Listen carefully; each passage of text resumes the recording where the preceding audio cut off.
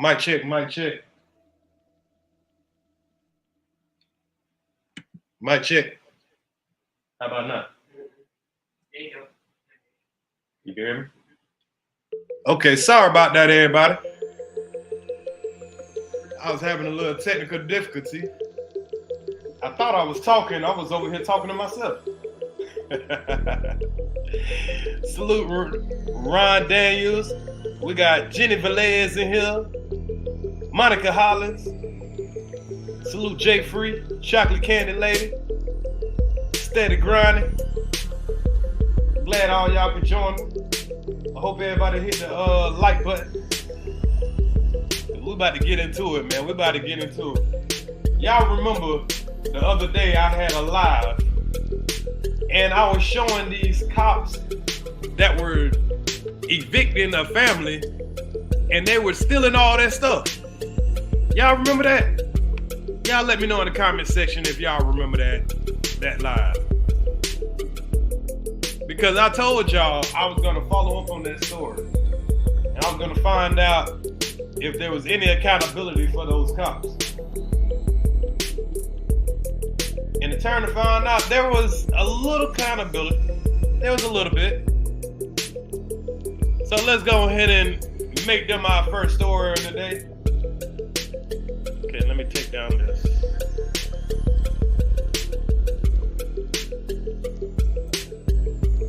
Yes, sir. Here they go right here. Here they are right here. Y'all remember the lady in the middle, right? She was the one she was loading up. She was stuffing everything in her shirt. Salute too big for skinny jeans. Yeah, man, y'all remember them. Let me show y'all, let me refresh y'all memory just in case y'all missed it. And there's actual more that we didn't actually see. Because remember when they went to the car, video stopped. But we got it when they went to the car also. But I'm gonna show y'all what ended up happening to them. So without further ado, take down this picture. Yeah, this is, so the officer's name is, the one to the very left, Curtis Harris. He was the boss. He was supposed to be the boss.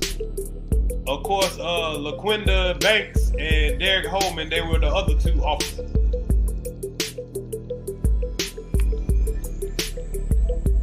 So let's get into it. Fair use, fair use.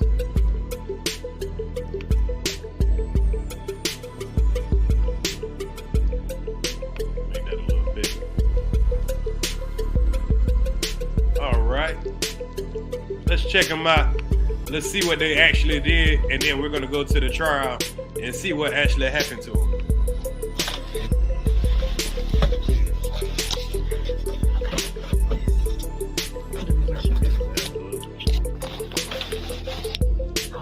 Hey, Gamble.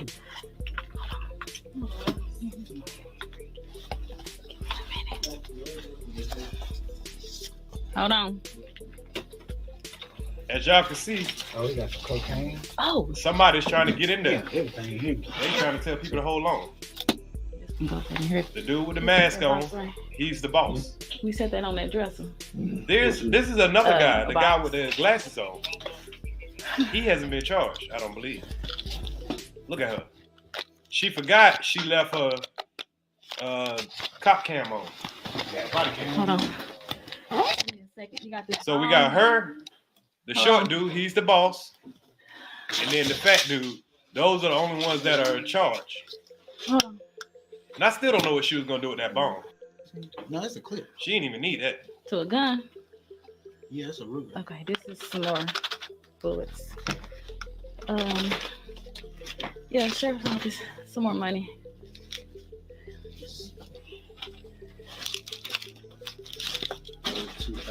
Salute, Iceberg. You said Hold on a minute. you looked up the charge. I mean, this case.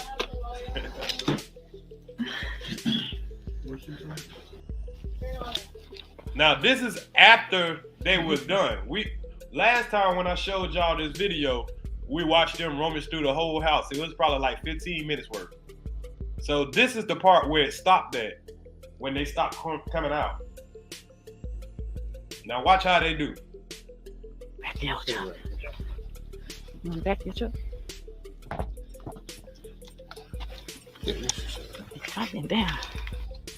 So there's the third officer that got arrested right there. We seen somebody with glasses on. I didn't see that person in that mug shot. Y'all notice that? Let me pull up that mug shot again. Did y'all see that person with the glasses on in this mug shot? These are the people that got arrested. That dude with the glasses on, he was there too.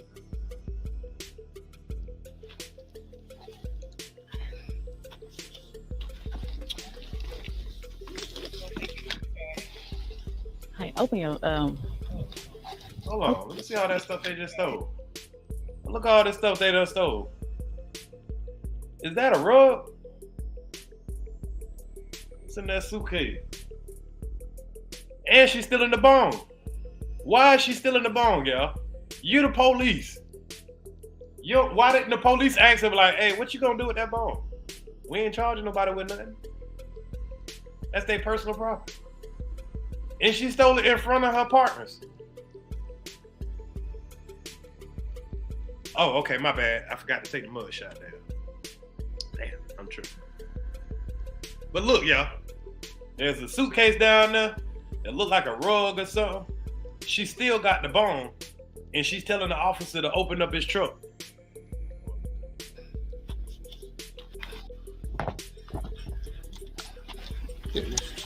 I've been down.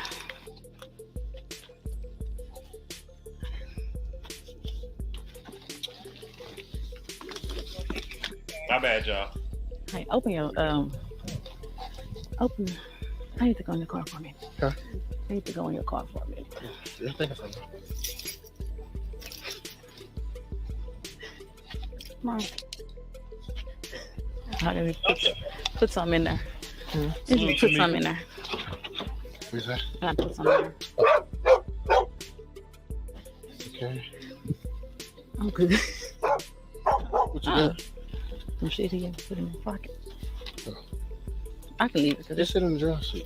Sit in the driver's seat and take it. First of all, he need to be arrested for this damn haircut. And this nigga got a what is that? Y'all, that's that. I know y'all do that in Houston or Dallas or something like that. But that haircut ain't meant for everybody. Look what this weapon got on the back of his head.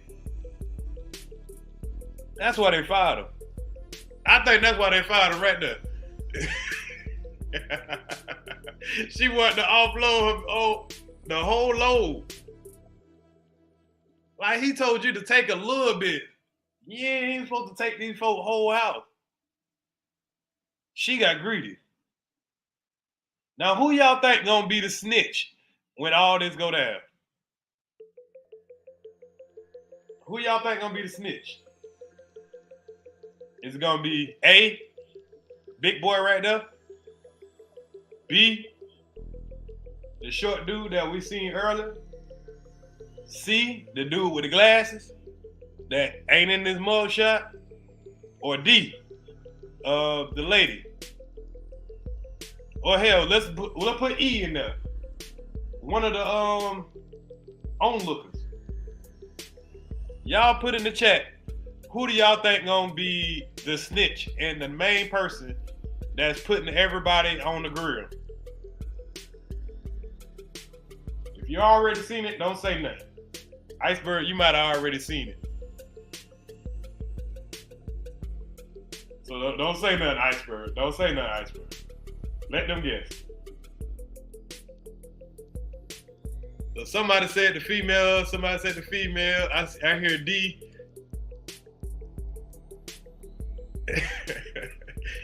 Chocolate candy lady say the dude with the glasses. And he didn't do nothing. He ain't been charged with nothing, y'all. I'm good. What you got? Jenny said the girl. Pocket. I can leave it because Just sit in the driver's seat. Sit in the ground so you can take it. Okay. I'm trying to call that thing. He helping her commit the crime. And he knows she got a bomb. All right. Where's the cash at? Oh, he got that.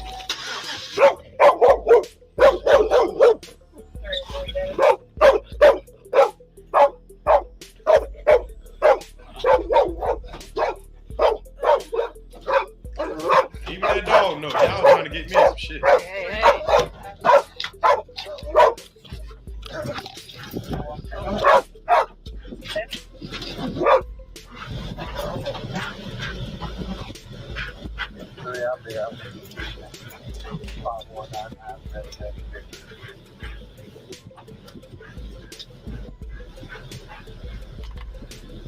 I'm gonna slide it up just a little bit.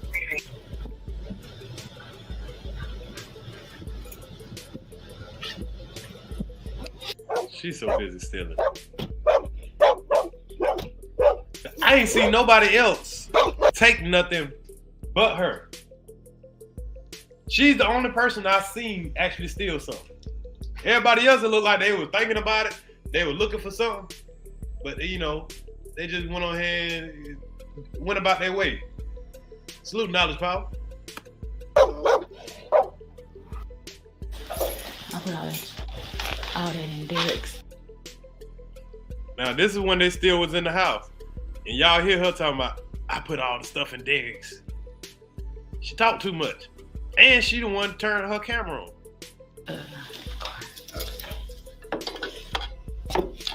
That's low. They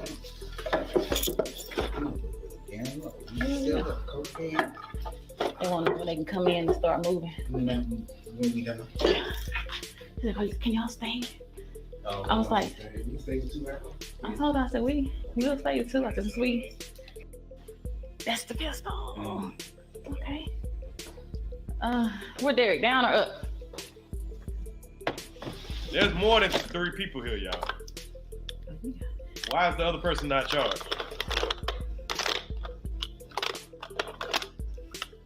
Yeah, she went back in the house. What is it?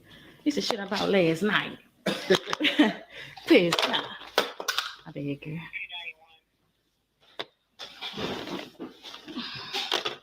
Y'all here making up a lie? Tell me this is shit I bought last night. So would hate Why to she stealing the sanitize makeup?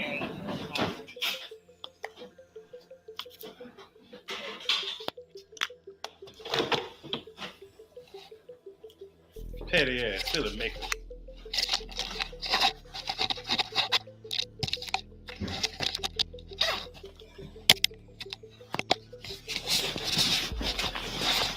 Look at her. You found something else?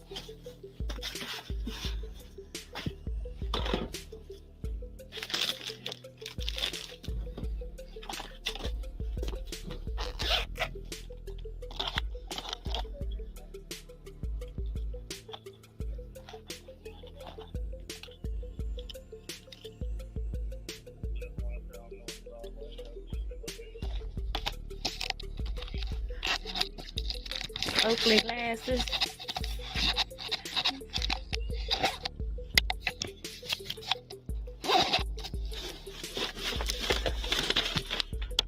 He the one that told he didn't get I'm gonna charged. show you how to write song lyrics. You would think that. It's gonna be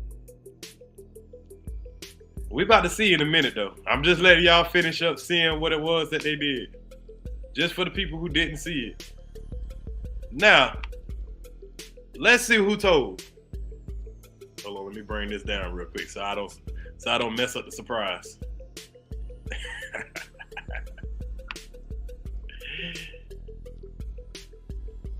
So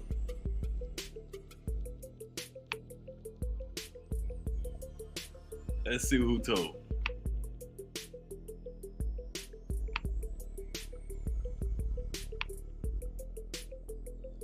Let's see who told. Who the snitch? You know somebody gonna snitch. If you a police, I would never do something if I was a police officer in front of another police officer. We are paid snitches. I signed up to be a snitch. So I'm not gonna trust another snitch, somebody that signed up to be a snitch. I know you're gonna tell on me. We the snitches. That's our job. Snitch and lock people up. Fair use, fair use. Her boss forced her to steal. She testified today in the trial of suspended Smith County Constable Curtis Traylor Harris. The alleged theft was caught on body camera video. Mariah Conduff joins us live in the studio tonight with a recap of today's testimony. Mariah, good evening. Good evening, Brennan. Mata. Well, yes, 4 witnesses took the stand today, including the victims of the theft and one of his co-defendants who claims she felt coerced to steal that day. In January 2021.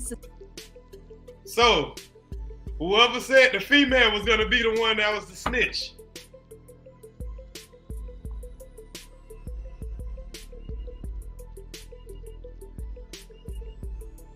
Whoever said the female was gonna be the one to snitch on everybody. The one who stole the most. The one who stole the most. Now she wanna testify against short dude. The one that gave her the pass, like, hey, you know, get what you want, you know. I ain't gonna tell on you. She the one that forgot to turn her camera off. Turn her camera back on accident. Got everybody jammed up. Now, she wanna snitch.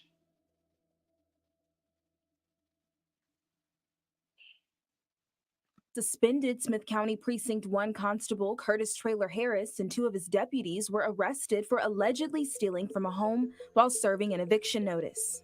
Hard to remember. Yeah. Tell us. Now here is the victim. Do y'all see why they're about to get served? Y'all stole the wrong people's stuff. These weren't black people. Y'all would have stole it from black people, you might have would have got away. You can't steal from Becky and think that you're gonna get away with it. That's what happened. Ariana Poster, the renter's daughter, says she was home alone with her friend when law enforcement came into the house. I mean, they're lost. So you telling me, them folks was home. You had them sitting outside while you stealing their stuff. And think they wasn't gonna notice. Cause remember when we did that video, I was like, maybe those people went to go get a moving truck, whatever it is, to go get their property. Only thing y'all doing is making sure they put it outside. Once they put it outside, them folks might want to grab their stuff. They stay in a nice neighborhood, so the people probably was gonna be like, okay, we ain't gonna take your stuff. It ain't like they was in the hood. The minute you bring it out, everybody all around is taking what they want. So them people probably was gonna collect their stuff. Officers, they had guns and were being pretty hostile, so I just wanted to cooperate. I wasn't going to argue. Then again, I was a minor, so really what authority did I have? After the incident, the family began piecing things together. And just putting everything back together was kind of difficult. And then my children, the first thing they did was go to kind of look for their most important items, and that's when they noticed things were missing. Shortly after she filed the police report, arrests were made and body cam footage was released. Hold on. Former chief deputy and co-defendant LaQuinda Banks took to the stand Tuesday. Well, her good snitch ass. Oh well. Former Let's put that snitch on display. You a different kind of snitch. When you do all the stealing, you do all the whispering, you do the most. You got the most out the deal. And you snitched on everybody? All you had to do is say, I don't know. Well, she did leave her camera on. But she should have womaned up and said, no, I was on my own. They didn't realize I was stealing. Just because you got caught, that don't mean you're supposed to take everybody down with you. But she played that victim card. They coerced me to steal. They made me do it. He's my boss. Listen to this weapon. Chief Deputy and co-defendant LaQuinda Banks took to the stand Tuesday. Were you trying to turn it on to record it? No, sir. So you didn't record it intentionally? No, sir. Showing the three rummaging through belongings, allegedly taking cash, Apple products, makeup, and more. Yeah, we take whatever we want. What did you believe him to mean by that at that moment? Whatever you see, and if you want it, take it. You mean like to log in for evidence for a future case? What? No, to keep it for yourself. He was my boss, so I mean, I'm gonna do what he says do. Banks admitted what she did was wrong, but that she felt coerced by both of her co-defendants to steal. I was forced to do it. If I would have said no, I would have most likely got. Now, hold up. You're supposed to have a moral compass of your own. That meant when you came into the police force, you came by yourself, correct? You just because one person jump off a bridge, that don't mean you supposed to. He said, take what you want. Your integrity should have said, nah, I ain't gonna mess with these people's stuff. I'm a cop. I got integrity. Everybody charged should be individually charged as their own accountability. But she's pushing it on somebody else. Now, don't get me wrong, old boy should have still been fired, but she should be in just as much trouble. Because she the one want to take the makeup, the watches, all the glasses. You need extra room. You putting in other cop stuff. They ain't got that much stuff. They only stole a little weed, a little cocaine, and some, little money. They took small stuff. You want to take everything. You needed a U-Haul truck. I'm fired. The other defendant, Derek Holman, has not testified as of yet, but he is expected to take the stand. The trial resumes tomorrow at 9 a.m. Brennan, Now, that's where it was at that point. So let me pull up what ended up happening more into that trial, so y'all can get a good vision of what else actually happened to these officers. I found several playbacks of it. And this was over 2 months ago. It's not nothing new. It's something that I just kind of ran across. Let's see.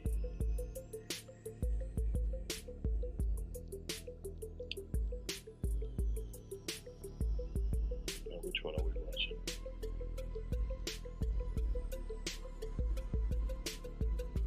Yeah, let's see what this one is.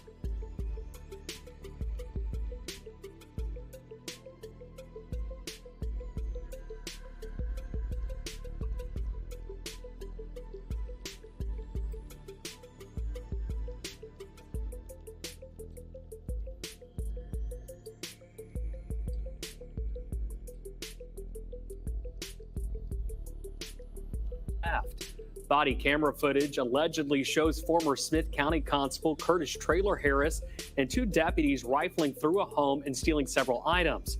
The two deputies seen in the video are expected to testify against Harris in court. Our Jose Alonso joins us now with the latest. Jose, good evening.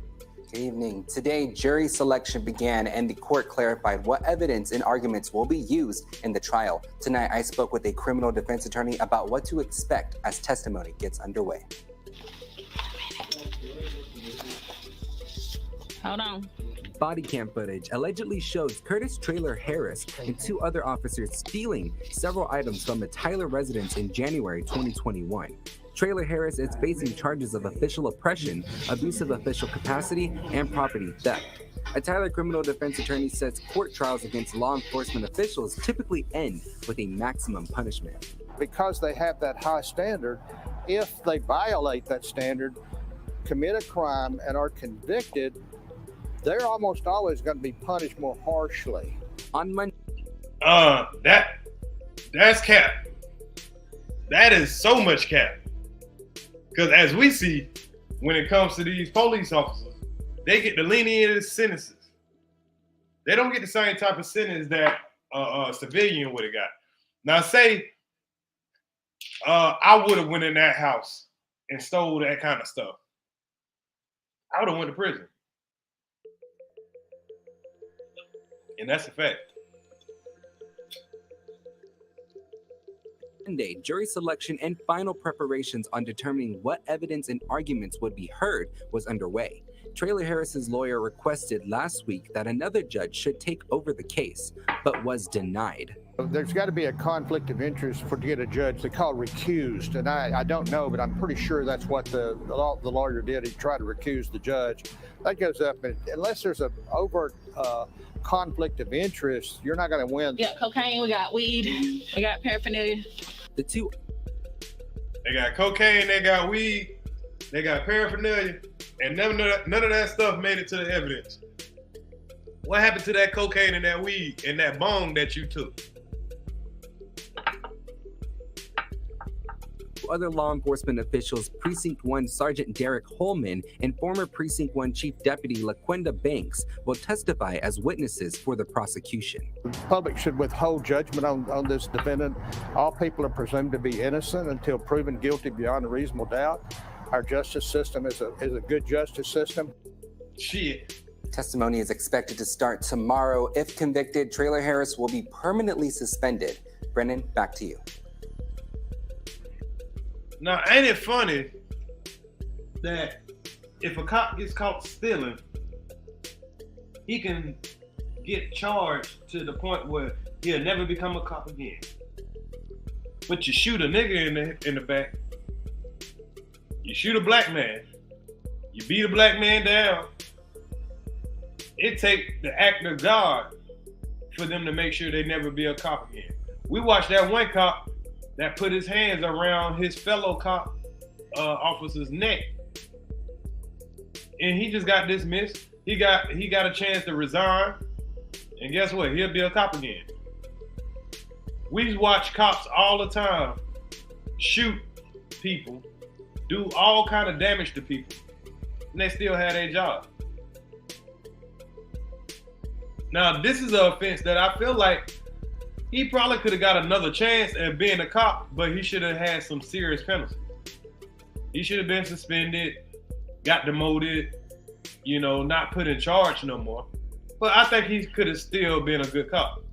He made a horrible decision. I think that would have taught him.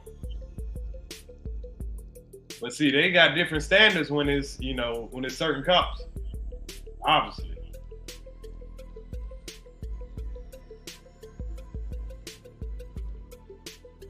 But anyway, that's amazing. That all of a sudden that officer, the lady man that stole everything, main snitch. So it ain't just the streets. Let me show y'all one more coverage of that. Several delays. The trial for former Smith County Constable Curtis. Now, this part of it is another weird part, because being that he got arrested for that theft, while he was out on bond, he ended up getting arrested again. And I'm gonna tell y'all why. Let me show y'all why. Traylor Harris began today. The former Precinct 1 constable was arrested last year for what they called oppression and theft. KTK's Tori Bean was in court today all day long. Tell us what happened right now. Tori. Neil Casey, Curtis Traylor Harris was in court today after being accused of theft. This stems from an incident where Harris and two of his deputies allegedly stole from a rental property. 4 witnesses were called to the stand on day 1 by the state. 2 of the people testifying were Brittany Poster and her daughter, Ariana Poster, the renters of the home Traylor Harris is accused of stealing from. Emotions were high as they recounted their experiences. I did ask them if they had warrants to be in the house. They said that they didn't need them. And, they're law officers. They had guns and were being pretty hostile, so I just wanted to cooperate. LaQuinda Banks, chief deputy at the time, took the stand this afternoon. Her body cam footage of the incident was played in front of the courtroom. She explained how and why they took items, adding that Traylor Harris knew and watched what was happening the whole time and told her to take what she wanted. LaQuinda Banks will appear in court in 2023. Traylor Harris' trial will continue tomorrow. Tori Bean, KTK News. All your business needs, one single. Now, that wasn't the one where he got the new charge. Hold on real quick. He didn't get a new charge, but he got, he violated his bond. Let me show y'all that clip.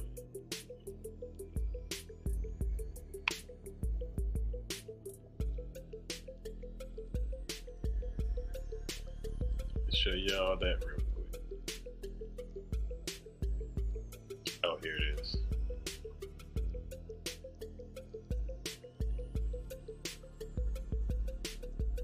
Taylor Harris arrested once again for violation of his bond. According to records, originally arrested back in November. Constable Curtis Taylor Harris arrested once again for violation of his bond. According to records, originally arrested back in November for reportedly stealing from a Tyler house. According to a bond violation report, Traylor Harris was last seen on the YouTube live stream May 10th for the 2022 Police Academy graduation at Navarro College in full uniform, carrying his weapon. Traylor Harris has been out on bond since November. Now, conditions of his bond include an order that he cannot possess a firearm, explosive, ammunition, or deadly weapon at all. So y'all see how that man did that? How they did that, man? They charged him while he was on bond. He came to his police graduation with his gun on, and they gave him a bond violation for having his police gun on. Boy, they did wrong for that. Hey. Boy, these folks ain't, boy, I tell you, they ass backwards, I'm telling you. They is ass backwards. So what they end up doing to the brother though, he didn't get it that bad. He got 5 years of probation and pretty much he can't be a cop no more. He don't have to serve any jail time, which I don't think he should have anyway. That is not nothing violent. Oh yeah, and he had a $10,000 fine. What happened to the female? I don't know. Maybe her charges got dropped. She threw the dude under the bus. Messed up. They ain't say nothing about the other dude testifying. I don't even think he testified. But she was the main snitch. She was the main thief and turned into the main snitch. Saved her own behind. Because she wanted to steal some glasses and makeup. Ain't no honor among thieves, y'all. Ain't no honor among thieves. Make sure y'all remember that. So we're going to go on to our next topic. We got more police bad behavior. More police bad behavior. We can do this all year. I can make a whole channel on police bad behavior. I ain't lying. So this next one is kind of funny, y'all. It's kind of funny. So if you was a police officer, well, I know some people have been a police officer. Shout out to Iceberg Thoughts, man. I know he was the old police officer. And, you know, I believe he would have been a good police officer, but he probably couldn't stand to be around those weapons like that. But there's some police officers, they go out here every day and act like they're enforcing the law. But behind the scene, if you catch them behind the scene, you'll find out they ain't who you think they are. Now this next cop, what he did, I'm gonna show y'all what he did. I ain't gonna blow it. And this is kind of an old story, but it's something that they don't put out there like that. It's just so much police recklessness going on that you don't even know what to cover these days. So this cop tried to blackmail a female. So let's hear the story first. Fair use, fair use. State and federal authorities to look into allegations a deputy demanded sexual favors from a suspect. Now, this case stems from graphic comments secretly recorded by the woman involved. It's a recording now in the hands of investigators. Yeah, but Fox 5 I-Team reporter Randy Travis has a copy of that recording too and joins us now. Randy? Yeah, Rustin Sine, Monroe County Sheriff's Deputy Bill Miller joined the department in April. He's been a Georgia cop since 2014, but it's this conversation with a woman he had earlier arrested that's now put his career in jeopardy. Yeah, I ain't gonna jump. Now, whenever they say a Georgia cop, you already know. So he tried to solicit blackmail and request sex for a favor. How many of y'all ladies would do a little something freaky to get out of a ticket or get out of jail? Let's be honest now. If say you pulled over for a DUI, maybe some drugs, gun. If a cop said, "Hey, you topped me off, we can make this disappear." Tell the truth, lady. Would you go ahead and just get them out the way, save yourself thousands of dollars, criminal history?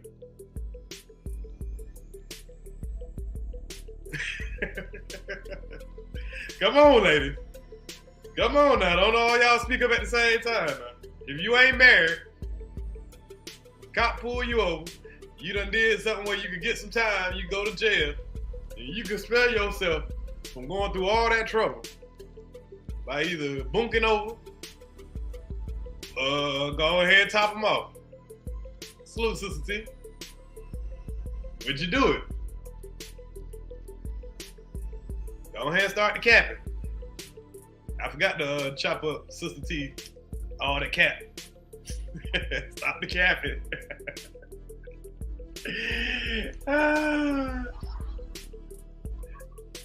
I know some of y'all would, man. Y'all ain't typing fast enough. Well, matter of fact, I forgot there's a delay. So y'all probably will answer in a minute. So I'm gonna go ahead and play the video. Y'all let me know when y'all do a little strange thing to get out of that ticket or that arrest. So I'm gonna say no, but Miss J said I got cameras in my car too. See, this lady, she recorded this weapon. Jump on your ass, I promise you. I mean, I'm good. I'm all right. On a lonely dirt road in... Hold on. On your ass, I promise you. I mean... So what he said is... I'm good. You can come over here. I ain't got to jump on you or nothing. I promise. I mean, I'm good. I'm all right. Okay, so he got her in the car. He had earlier arrested that's now put his career in jeopardy. You come over here. I ain't gonna jump on your ass, I promise you. I mean, I'm good. I'm all right. On a lonely dirt road in Monroe County, an off-duty cop wants a woman he recently arrested to do him a favor. The kind a cop is not supposed to have in mind. Not even job? No. I'm just messing with you. I think you like it, but... No, I'm good. You probably would like it. No, I don't know. Not even a blowjob. She said no. I'm just messing with you. Unless you're gonna do it.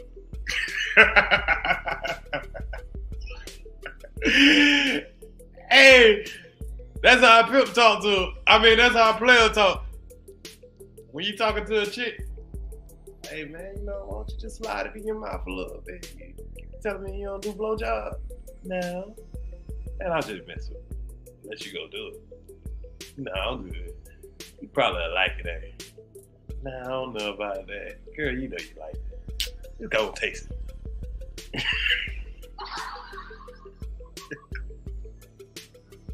And he thought he had that advantage on me. But hold up.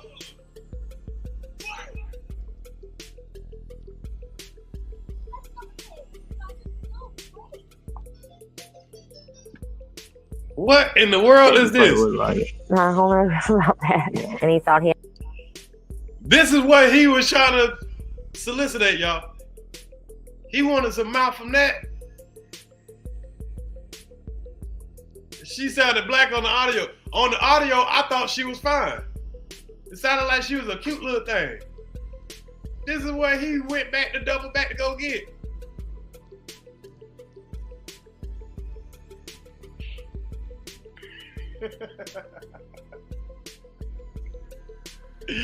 Wow.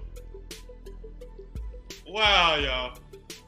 That cop went out bad. He put his career on the line for this, y'all. You have that advantage on me. But Ashley Roberts had other ideas. Hi, Miss Roberts. Come on over here with me. In July, Monroe County Deputy Bill Miller arrested the 34-year-old Union City woman for suspected drunk driving and possession of meth. She made bond and... So you pulled over. You already know she was drunk and a meth head. And like she had on something like super sexy or something. Bruh.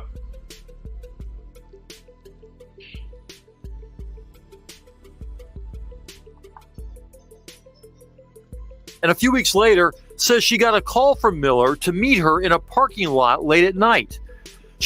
Hold on. He called her a few weeks later. Like that's his girl or something.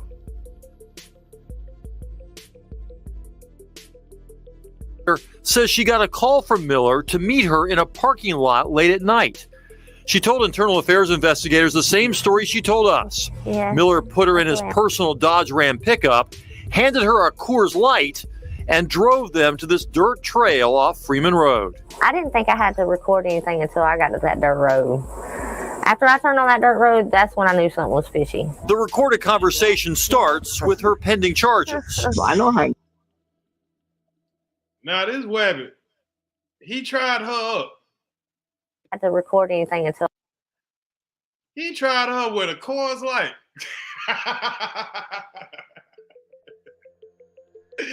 Hey, he tried her with a Coors Light. He didn't even bring her no dope. He didn't bring her no, he should have brought at least a 211. What the hell this woman gonna do for a Coors Light?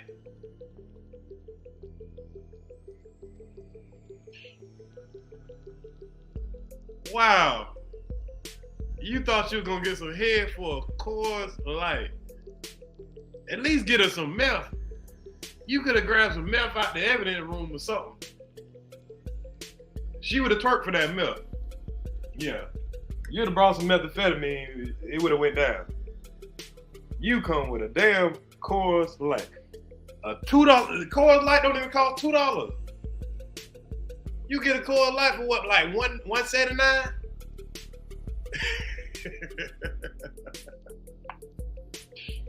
And drove them to this dirt trail off Freeman Road. I didn't think I had to... Hey, he just knew this was gonna be an easy hit too. He was like, man, she probably didn't want to do it when she was in my police car. He pulled up in his personal car. Took her to a bad road, thinking he about to get some meth head. He thinking he was about to get that sloppy meth head. He thought she was gonna be easy because she was on that dope. Record anything until I got to that dirt road. After I turned on that dirt road, that's when I knew something was fishy. The recorded conversation starts with her pending charges. I know how to get rid of them. Well, how is that? Oh, I gotta talk to the DA. Well, I know that's how you can get... So he said she done turned on her phone. She did the right thing. Like, as soon as they turned down the dirt road, she knew what was going on. He could have unalived her. Y'all right. She played a dangerous game. I know how I can get rid of her. How was that? All I gotta do is talk to the DA. Well, I know that's how you can get rid of them. But me, on the other hand, she might be on the meth, but she wasn't dumb. Yeah, $2. He was trying to get some head for $2. Wow.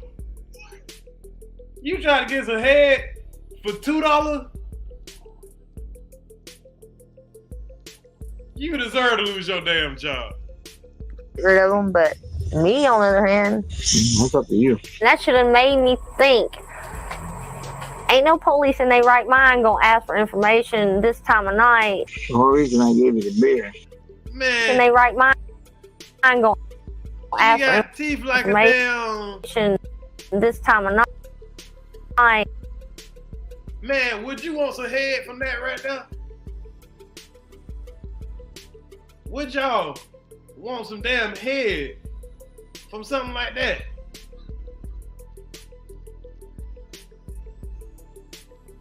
This barracuda mott, piranha mott, hell no. I'm straight, bro.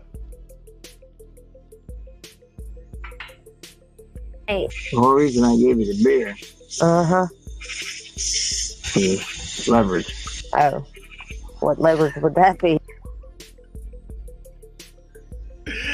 Hey, he even told her, only reason I gave you the beer is for leverage. Wow. You the poster boy for a big dummy. Oh Lord, what is this? This fool say, no, I gave you the beer, right? For leverage.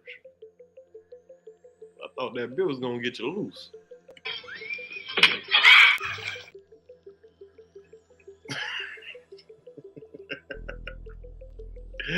A $2 Coors Light.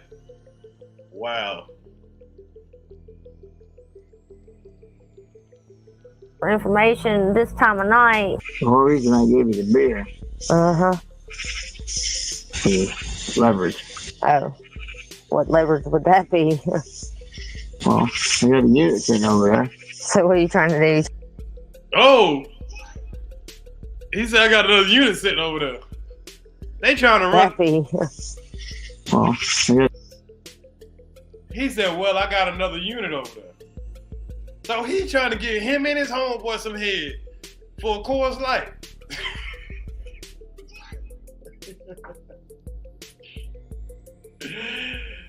Wow.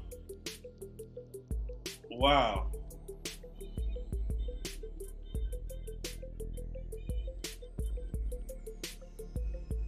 Make it make sense, y'all. This man wanted this woman to top him off and one of his partners. Then he snitched on himself, just like you say. That's why he asked, because he didn't have any teeth. He felt she was a $2 hoe. That's exactly what he figured. He figured she was a $2 hoe. He figured she was a $2 shit hoe. Got a unit sitting over there. So what are you trying to do? You trying to blackmail me or something? Yeah. Oh, it ain't gonna work. Wow. You literally told her. Sitting over there. So what are you trying to do? You trying to blackmail me or something? Yeah. Oh. What are you trying to do? You trying to blackmail me or something? And this dummy said, yeah. You need 2 smacks for that. You need another one. And another one.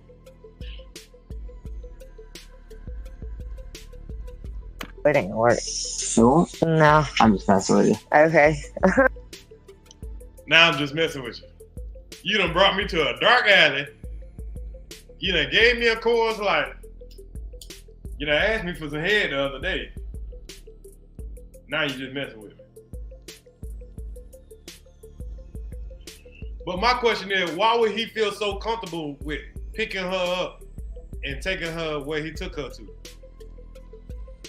Y'all think this done happened before, but this time she just felt like, hey, I'm gonna get him this time. I'm gonna get him this time. He done tricked me a couple of times before. Y'all think that's what the situation was? But he actually said, yeah. He actually said, yeah. Dummy.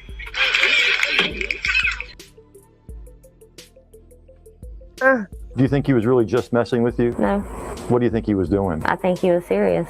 On the 19-minute recording, Miller alternates between asking Roberts for the names of drug dealers and asking her to at least lift up her shirt. Sure, no boobs? Yeah. God almighty.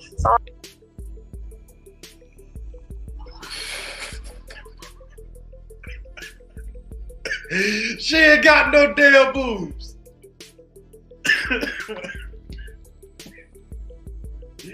Hey, he desperate at this point.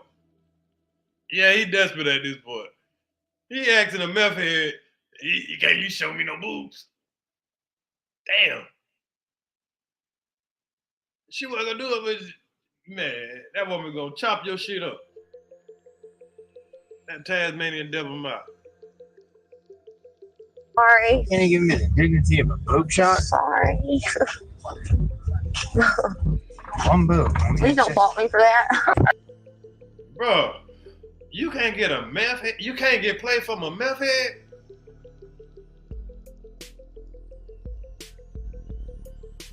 You can't get play from a meth head. Everybody probably can hit that for $20. Why you just ain't offer $20 or $50 or $40 like normal folk? You think that you a cop that you don't gotta pay like everybody else. You could have got what you needed for the 40. I don't know. She didn't even do what she needed to do just to not get locked up. So she probably ain't that type of girl. But there's some type of girls around there like that though. Why waste your time? Why didn't you take the risk? I really don't want to have sex with you. I just I have. I mean, Y'all hear what this wagon said? Yeah, play it again. Please don't fault me for that. I really don't want to have sex with you. I just I have. I mean, I would, because you're not a bad looking girl. You just straighten your ass out. I'm not. What did he just say?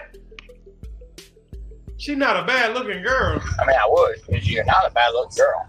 You just straighten your ass out. I'm not that type of girl.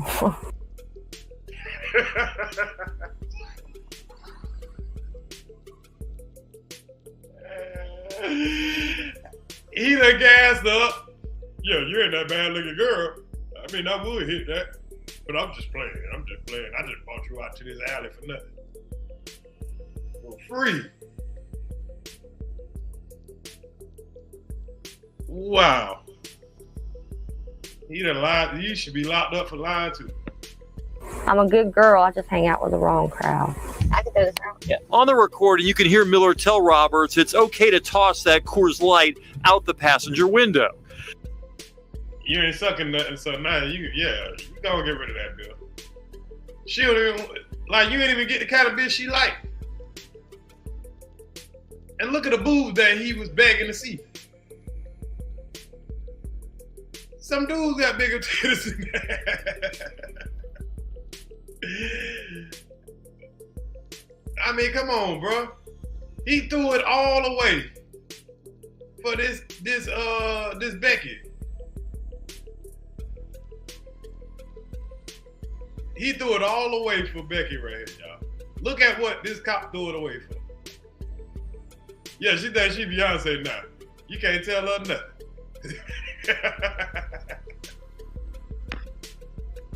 Then she says he drove Look at her. And she walking like she the shit now. Look at her. them back to her car. So that must mean there's a can of Coors Light somewhere along this trail. We started looking and check out what we found. That is a can of Coors Light still in the bag with a receipt showing the debit card number of the person who bought it. Deputy Miller. You can't even deny it now, Wabbit. She threw it out there just for evidence. She said, "Can I throw this beer out?" She knew exactly what she was doing. She tricked you. That'll teach you. Dummy.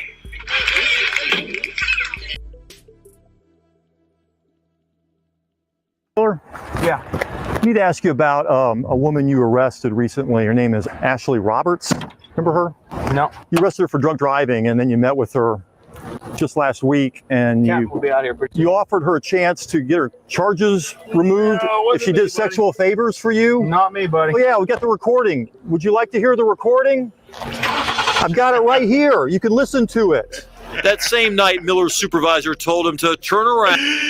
I got it right here. You don't want to hear this record? Sir? You don't want to beat me up or something?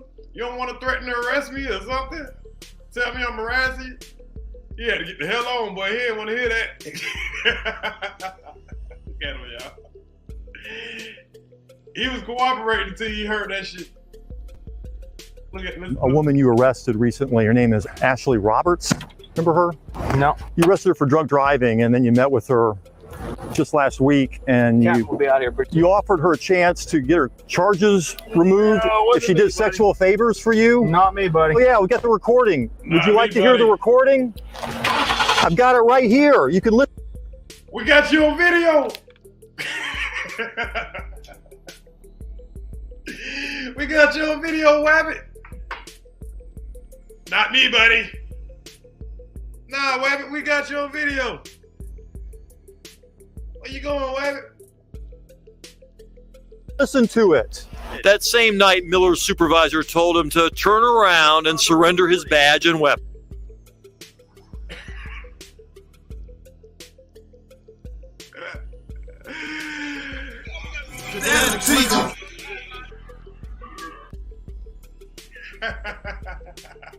That'll teach him.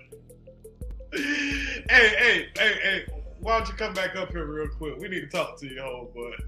Yeah, go turn in that badge and that gun, homeboy. It's like that story that got out.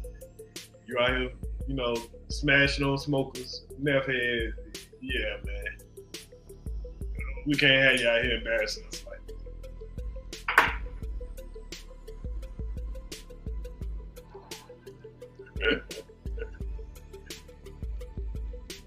That'll teach you. He's on paid administrative leave until the state and federal investigations are finished. We gave the department directions to that dirt road so investigators could recover that beer can and any fingerprints that might still be on it. I did the crime.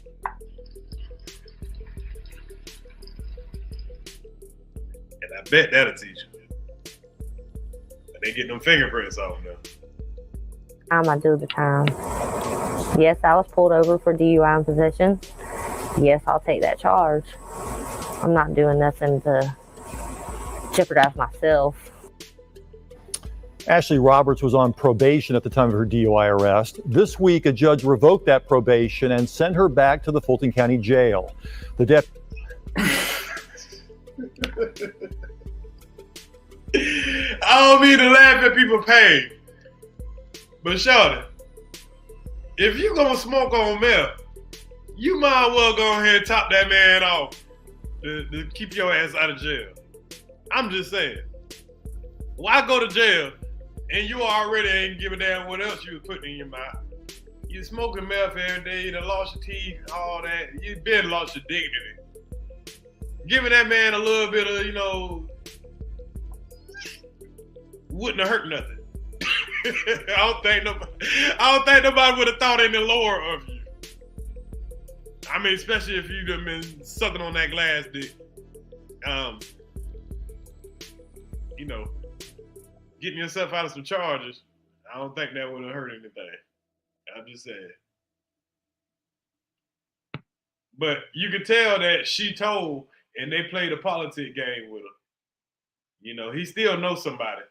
And somebody, that judge probably was like, oh yeah, she did that? Okay, probation violation. Because that's probably what he was setting her up with. That's why he gave her that bill. She would have drunk that bill, but she had the DUI. That's probably why the probation. But he gave her that bill. He knew if she would have drunk that bill and he knew he could have did something to her. It made her look bad. No honor amongst thieves. Wow. All started from a DUI and a little meth. That's messed up.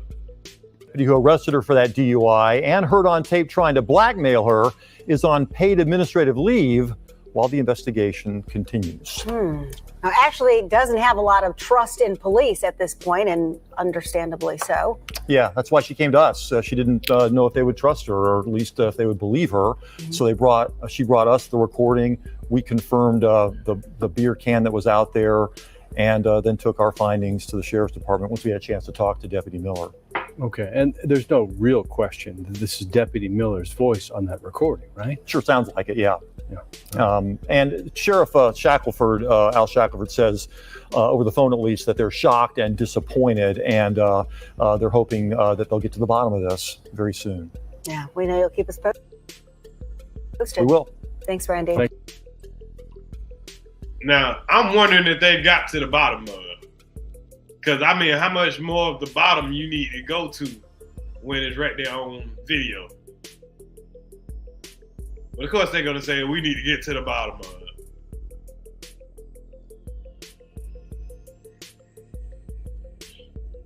That lady had to set him up. And y'all still going to sit here and talk about, oh, an investigation. You want to let the man make some more money because he on paid administrative leave right now. So we see how they playing that. It's amazing though. Can't make this stuff up. It's just a lot of weird stuff going on. Man, you gotta watch your front, back, sides. And I'm just going through some stories, man. What we on, about an hour. I want to get into this Alex Madoff trial. How many of y'all are familiar with this Alex Madoff trial? If you don't know who this dude is, he's really kind of a nobody, but at the same time, his trial has been very interesting. I've been watching it through the coverage of Law and Crime. I kind of stumbled across it. And it's been going on for about 3 weeks. Whenever you just got a whole bunch of evidence, stuff like that, you're going to get long trials. Like this Young Thug trial, it's going to be dumb long. They got so many people. But Alice Murdaugh, I've been kind of obsessed with watching the details of what's been going on. Because here he is, a white dude from South Carolina. He's an attorney, a lawyer. He's also been a prosecutor before. This guy's a master manipulator. And that's what's been so interesting to me. So he comes home. Well, for some reason, he just killed his wife and son. That's allegedly. He's been charged with killing his wife and son. Now, he has more than one son. A little backstory.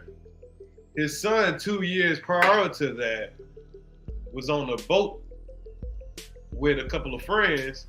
He crashed the boat. A girl died. The family is suing his family for $20 million. So that's one of the problems he got going on. Old Town feel like he's been stealing a lot of money from clients. He had a secretary, not a secretary, but a housekeeper that died at his house in 2017, I believe. The housekeeper mysteriously fell down the stairs. So it was ruled an accident, of course. This man comes from a line of lawyers, 8 generations of lawyers. He got old money. So the lady that fell down the stairs, she had a life insurance plan for like $4 million. Supposed to go to her 2 sons. This man managed to not only steal the $4 million, but they never got the $500,000 that was in another life insurance plan that she had. Can't come to find out, he opened up an account and had the funds transferred over to him. That's not what he's on trial for. But this is the things that this guy was doing and what was surrounding him. Even after that situation, his law firm fired him because they were saying he was stealing money. He was stealing large sums of money.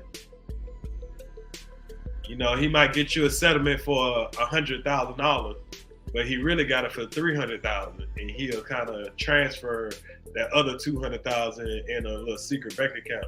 But he also had this OxyContin addiction,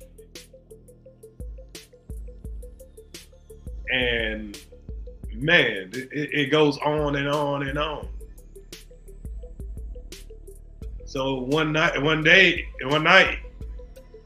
apparently his wife and son has their head blown off. He claiming he went to his grandma's house, to his mother's house to visit her, and when he came home, this is the scene that he seen. They was out by the where they have some hunting dogs at, you know, and when he came out there, they were already dead. But the funny thing is, these folks been pulling GPS records and stuff off of his truck, off of his phone, off of his wife's phone, off of his son's phone. So if you don't know, they can track your phone down to the last time your shit just got touched. Because that's what they're doing in this trial. Like, they can tell when there's any movement around your phone. It's amazing what I found out, the type of technology around you that's tracking you every second without you even knowing it. They're tracking his own star activity, all of this stuff. His phone, going through the other people's phone. It's amazing. But it's amazing how this man could know. He blew his son's, this man said his son's brain was on the ground. You can sit here and know you blew your son's head off and sit here and act like you ain't did nothing and play a victim.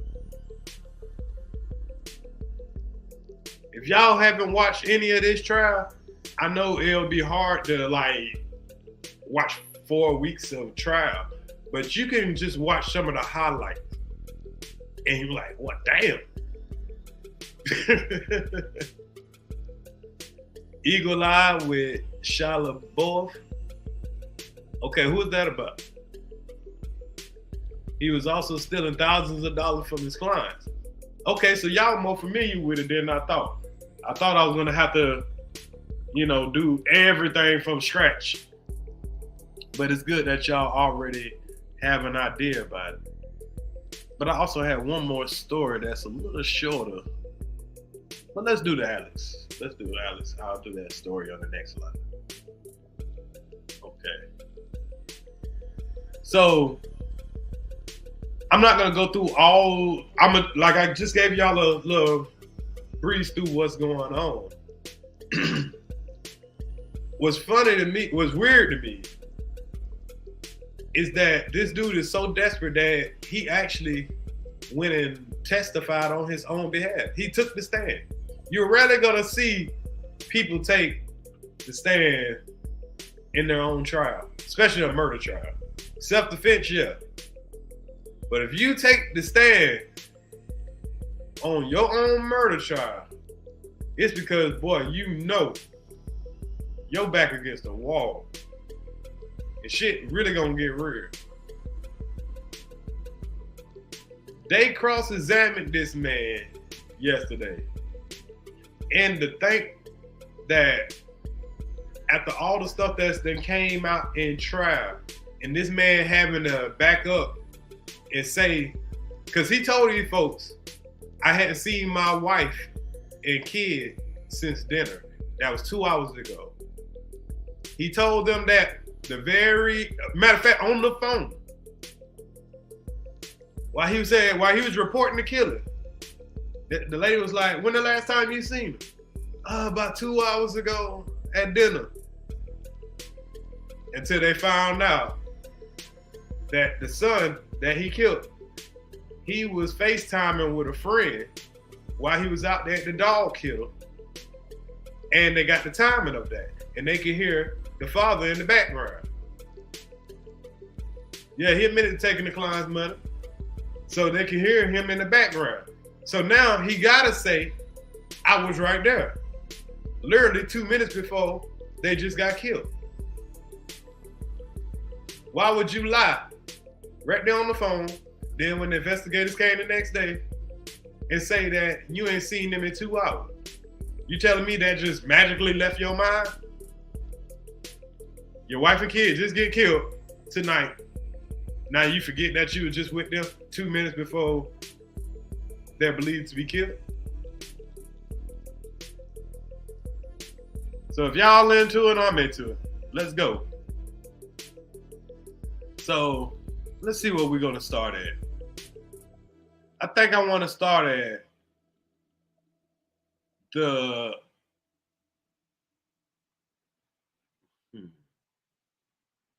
maid, the caretaker. I'm sorry.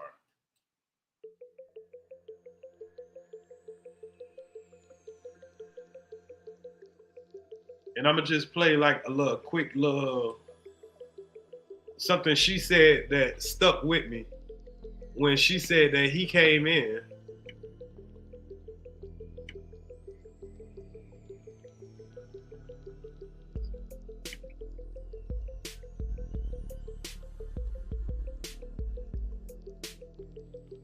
and what he told her to say.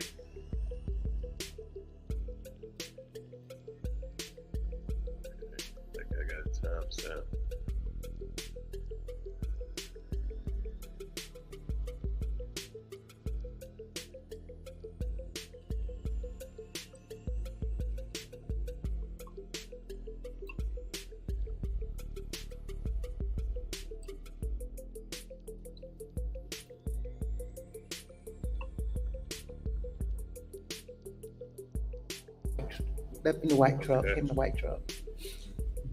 Well, there's still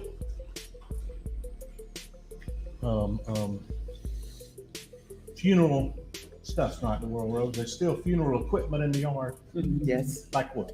The tent was still there, and the big old building. They put the food in. Had so what she's talking about, his father actually died 2 days after, I guess, the murder of his son and his wife.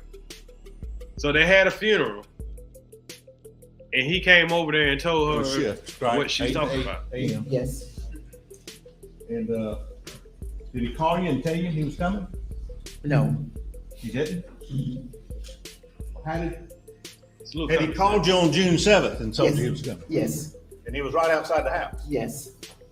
And this morning at 6:30, he did not call you? No. How did you know he was on the premises? He knocked on by the bedroom, yeah, the window. Knocked? Yes, on the wall. Well, did you hear him say anything after that? He said, I'm outside. Say it again? I'm outside. Had he ever been there at 6:30 in the morning before that?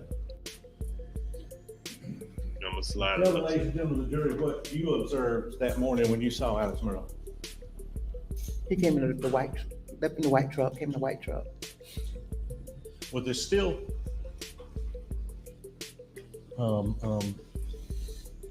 funeral stuff's not in the World Road. There's still funeral equipment in the yard. The big old building, they put the food in, had out there. Well, I mean, yes. Did you let him in? Yeah. Yes. Then what did he do? Came inside. And was Miss Levy sleeping? Yes, she was still asleep. Did he go check on Miss Levy? No, he didn't come in. He didn't go check on her? Came inside. And did he have anything, or was he holding anything? He had a blue something in his hand. Say that one more time. A blue something in his hand. Something blue. A blue something in his hand. And did you show me how he was holding it? Like this. Is it all right if I touch it? Yeah, that's fine. How was he doing it? Like a blue tarp, like a tarp. It's like a Now- tarp that they put on a car. You keep your car covered up. Big thing. Now, what she's telling them is when he came there that day, he had something in his hand. He ran up to the room came back down. He took off in his dad's truck. Came back, and what I believe what they're trying to say is, because I think they didn't find one of the guns, and I think they didn't find the shirt. Back and forth. And sometime that afternoon, did you see Alex Murdaugh? Yes. Okay. Tell the jury about that, please. He came in the room, You'd speak up, please, man. he came in the room and speak that, spoke like he always do. And what did he tell you?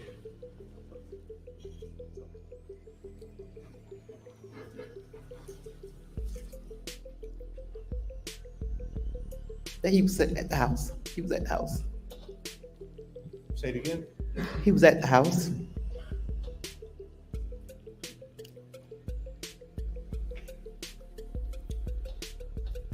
And I'm not 100% following. He was telling you or saying to you that he was at the house? When? The night of the murders. The night of the murders? Yes. What was he telling you about that he was at the house the night of the murders? That he'd been there 30 to 40 minutes. He trying to tell her what to tell Was he somebody telling you that? if they ask. Trying to get her involved. Did he ask you anything about that when he was talking to you?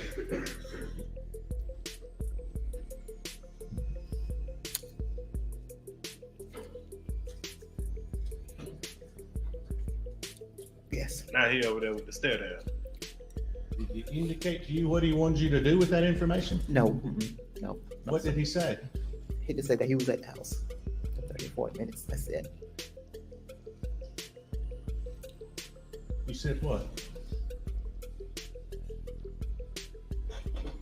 Now, why would you need this Was he there lady 30 or 40 minutes to that say night? you was there for 40 minutes, 30, 40 minutes, if you wasn't there for 30 or 40 minutes?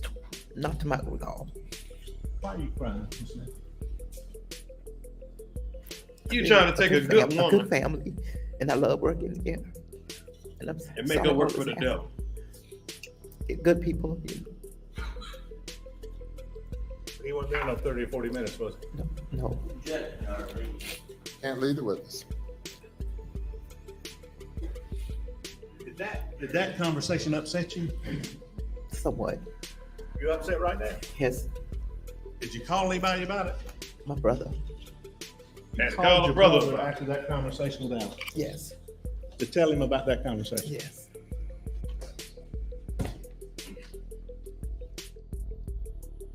Hey, Orlando. And I could see how that could bother somebody like that.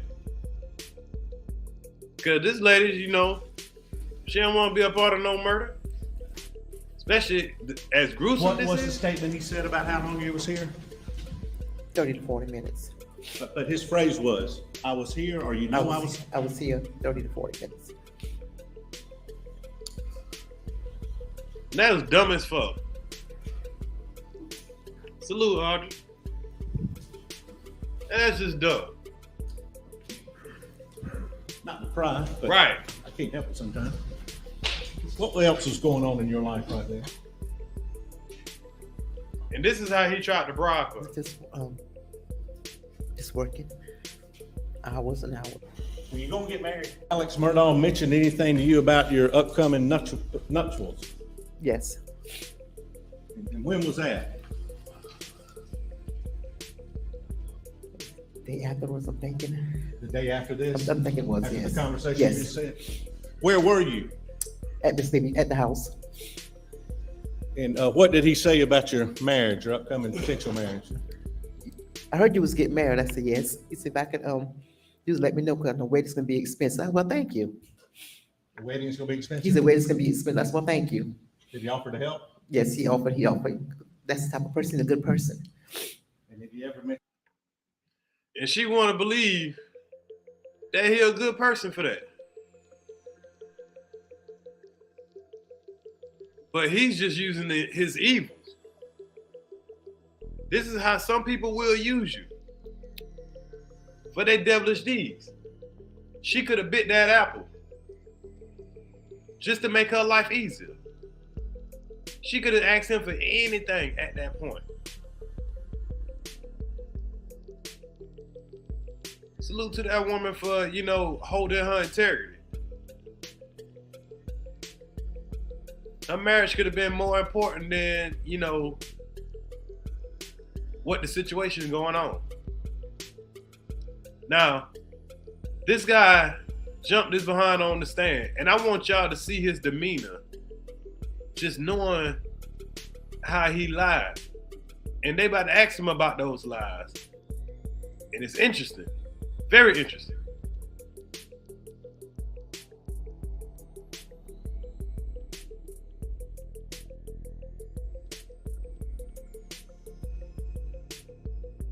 Because you go out there and testify for yourself, you got to be on some dope.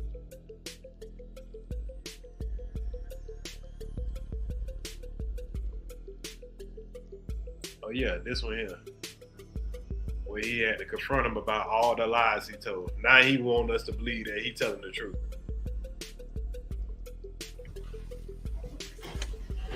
Hey, Iceberg. Well, matter of fact, let me drop the link. I ain't gonna be selfish, and if y'all want to get in on this conversation,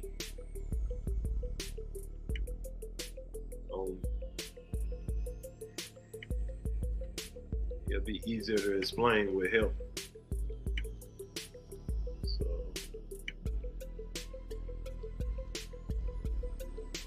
anybody is free to come up, talk about whatever, except for Wabitcher.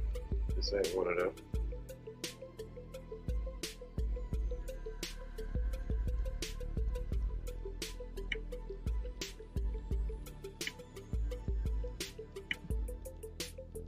Unless we're talking about one of these weapons. But here we go. Looking at this data.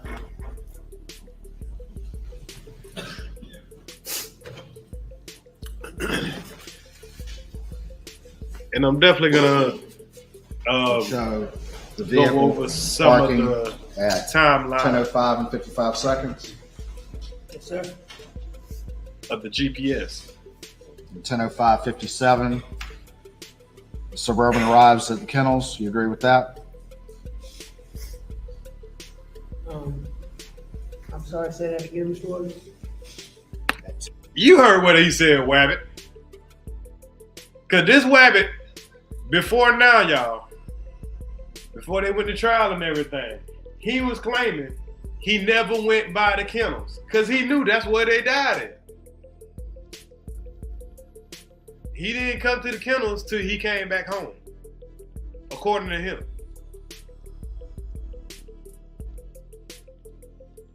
So he tried to deny his involvement anywhere around the kennel until he found out they had that OnStar, until he found out his son had that video, that FaceTime video. That didn't come out until a year later after he was arrested. So for a while, he might have had a good chance. Without that video, he might have had a good chance. But they still got all this. 10:05:57. It shows the Suburban That arriving cross at the on kennels.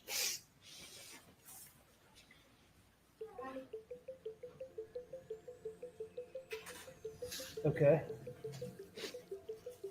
Okay. Okay, 911 call was at 10:06:14. Okay. Just about. Now, let me make sure I be clear on something. They believe the actual death of this family had to be around 9:49 to 9:50. That's when they believe the actual killing happened, because that's the last any kind of movement of their phone. And their phone was very active before it just went dead. And they got the timing of his truck in the vicinity. So he could say, oh, I just got here. No, you been here, brother.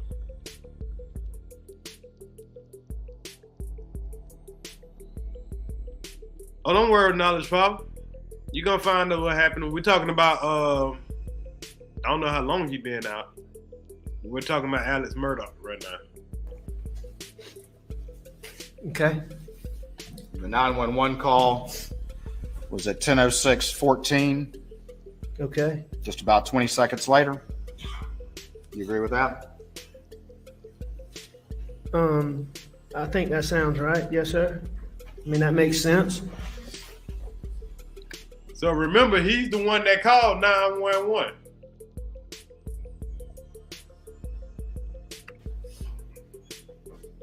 But that goes back to what I'm saying is I pulled up.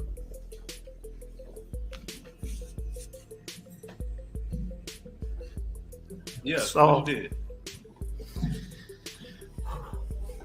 I saw them, and I know I jumped out of my car. But I believe that before I checked them, in fact, I'm almost certain, then I went back and I got that's when I went and got my phone and I called 911. Okay. And then This is why it's a horrible idea to go on stand for yourself. This is why they will never advise you to take the stand unless there's just no other way you're gonna win. Like, this is a Hail Mary.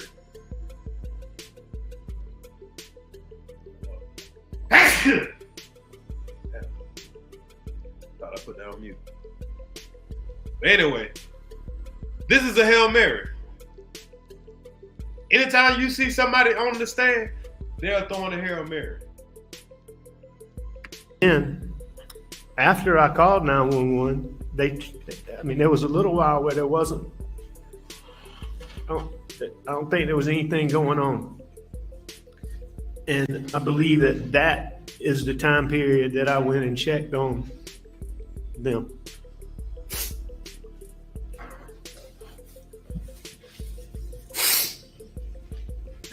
See, this way you about to fuck them up, y'all. I don't want to belabor this point, but then what you're saying here today, now that we have this data, that's not exactly how you expressed it to law enforcement in your prior statements. Is that correct? No, sir, I disagree with that. I totally disagree with that, Mr. Waters. Can you point to what you're talking about? Sure.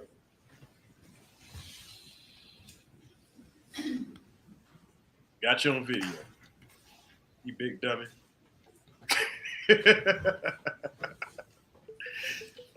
You gonna tell this man that you ain't say you checked the bodies before you called 911.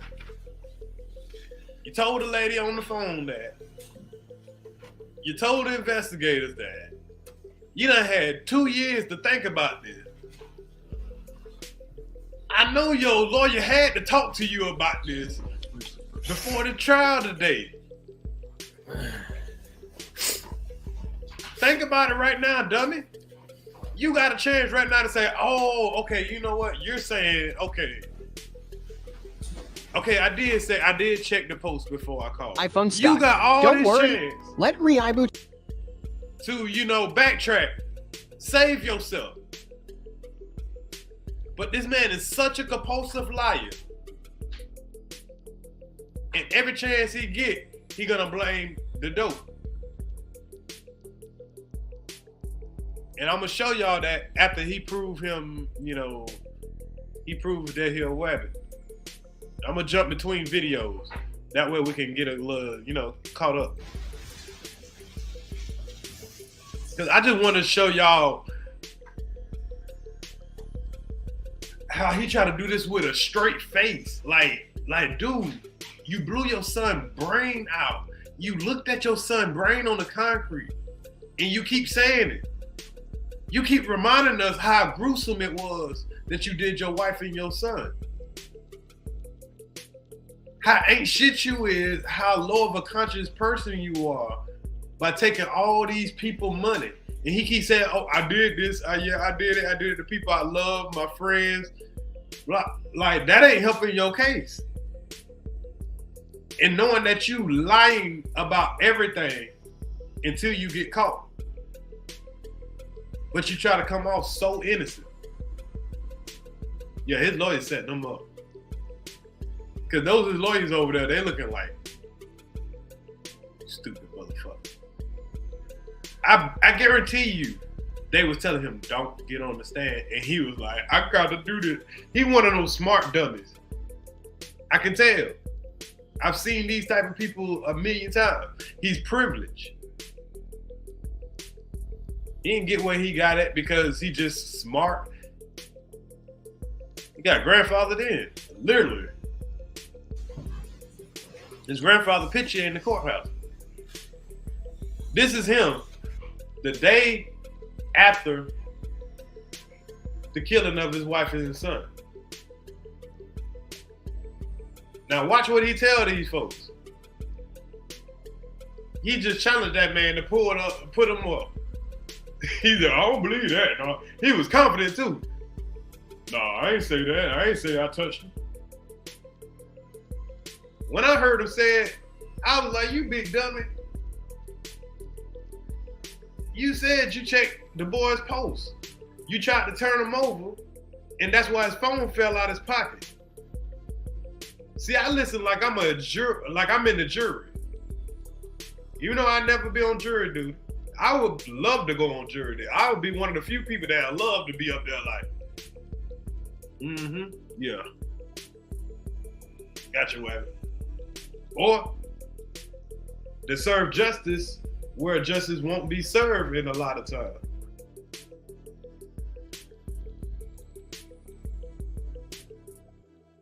Man, he done been caught lying so many times, but we know it's about technicality. I wouldn't be surprised if we run into a hung jury on this case, just because of a police mistake, of an investigative mistake. Because what they put out there was they had a shirt with, I believe, all of their blood on it. And that wasn't true. He know he got rid of that shirt. He know he got rid of that shirt. But they blooped up. So that technicality could get a hung jury. All this evidence they got on him, one fuck up can get all this thrown out. It ain't a slam dunk until it's over. And the reason he going to trial, he wants something to mess up for a retrial. I mean, for an appeal. He know high people in high places. People was telling him to shut up. They was telling him don't talk without a lawyer. He was the dummy that he hung himself. And not to mention y'all, to the people who don't know about this case, he tried to hire somebody to kill him. He pretended like he got a flat tire. He got out his car, flat his tire. He had paid his cousin to drive by and shoot him in the head. But that big dummy missed him. He grazed his head. So he got shot in the head, but he didn't die.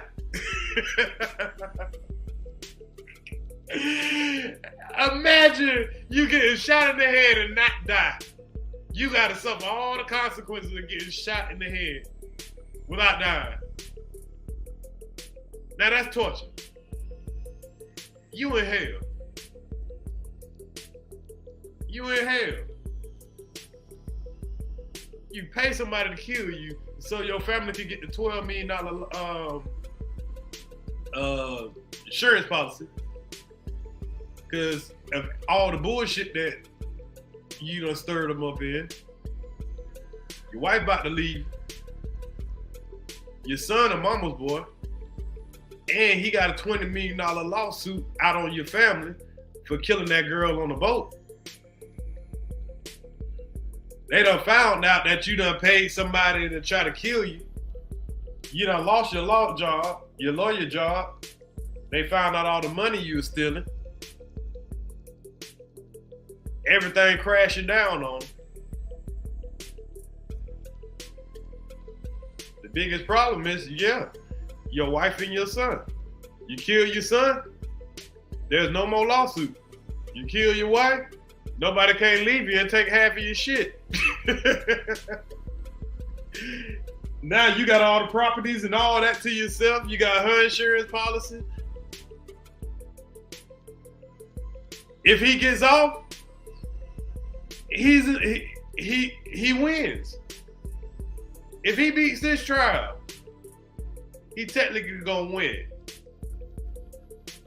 All he gotta do is get out of Dodge. Now he's still gonna catch hell. He's still gonna catch counsel or something. He gonna be punished one way or the other. He already been punished one way or the other. But this dude never give up. This is wild. Yeah, I'm dead serious, Monica Holler. You know, I keep my ears to the street. When I be at work, I be listening to this trial.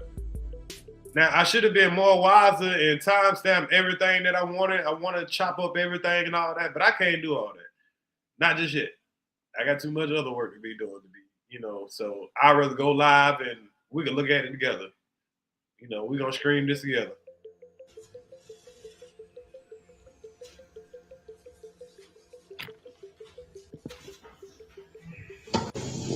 They got this video. When I left the house without watching.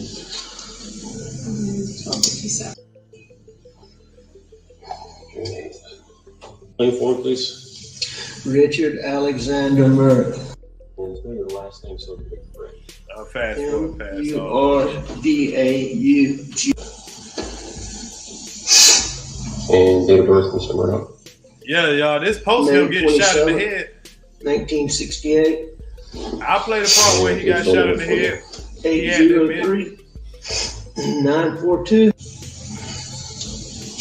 And he paid somebody to shoot him in the head. And so what was your name? Yeah. That's why I said this story is interesting. Okay. It's like a movie. As I stated, I'm David Owen in Lower Rutland with Colleton County. I'm a SLED. Can't make it up. I hate to have to do this. I understand. Yeah. I totally understand. Yeah. So you don't have any problem with it. So just start at the top, take your time.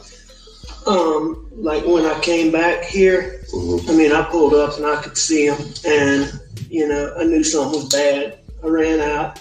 I knew it was really bad. And my boy over there, I could see it was.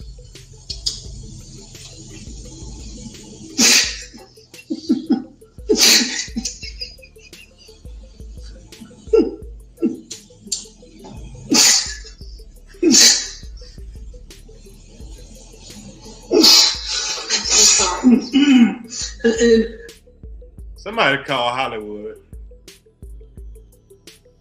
Please, somebody call Hollywood. Y'all just missed out on the best I could actor. see his brain. We're gonna have the best actor locked up.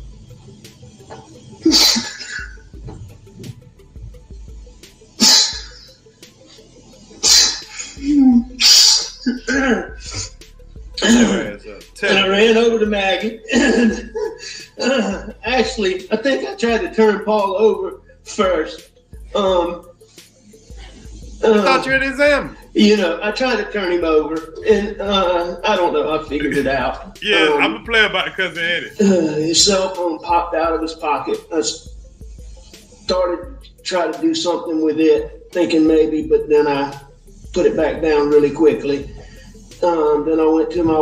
Hold on. You can't just.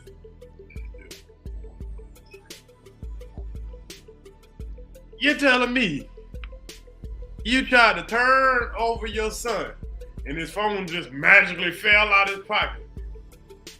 We know he ain't got on no big baggy jeans. He probably got on some Dockers or something.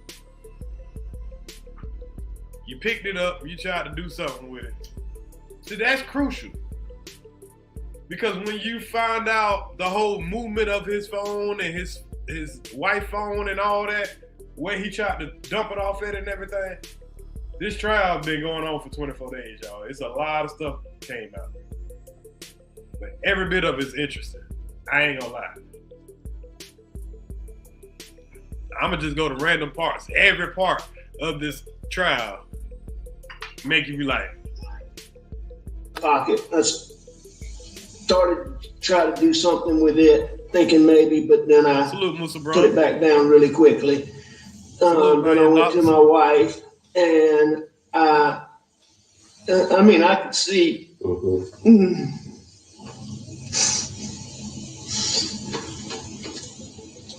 Did you touch Maggie at all? I did. I touched them both. I tried to do it as limited as possible, but I tried to take their pulse on both of them. Y'all,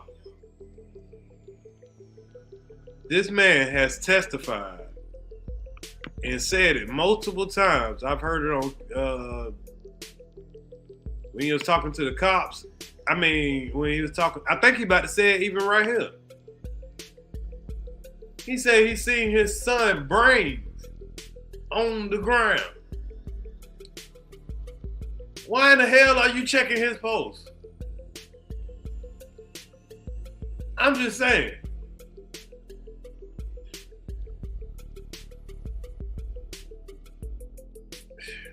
Maybe I'm just seeing too much. Maybe I'm true.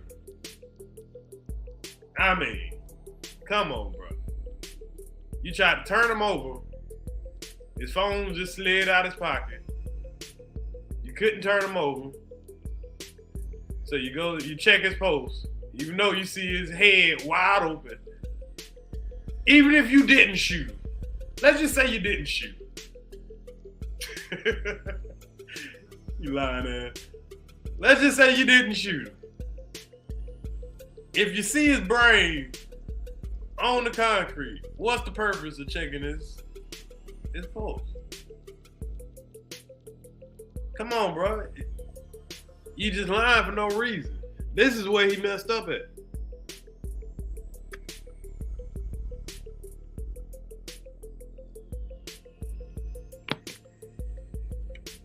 Even his lawyers over there like, yeah, this stupid motherfucker. Damn dumb. It was your fucking fault. I told you. Don't let this dumb ass.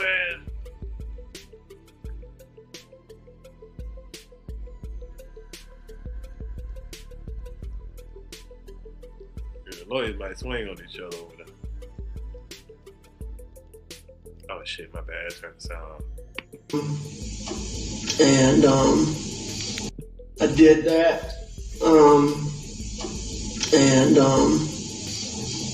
Did that.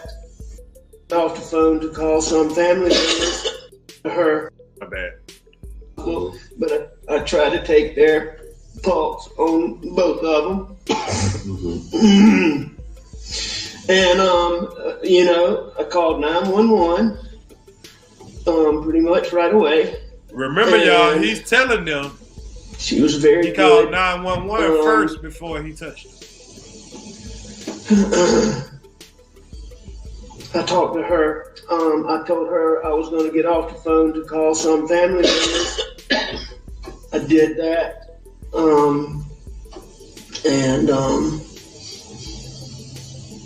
His lawyer can't do nothing. I called my brother Randy. Look at him. And I called my brother John. And I tried to call a little boy, real good friend that's right around the person you didn't name, that was Rogan, the little boy right around the corner. Is that who you're talking about? That's correct. But going back to your question, I mean, that's the way I remember it, what I said right there. And your question about did I do these things before I called 911, that's not what I said then. And that's not what I remember now. So you're saying now that you went out, you checked, you came back, got your phone, and that's when you called 911? I'm not saying that now, Mr. Woods. I am saying that now, but to me, that's what I said then. I mean, I told her, I called 911 right away. There was no time to do the things that I'm talking about doing in the time between getting there and calling 911. When you talked about calling Rogan and you said that he lived right around the corner, correct? That's correct. What?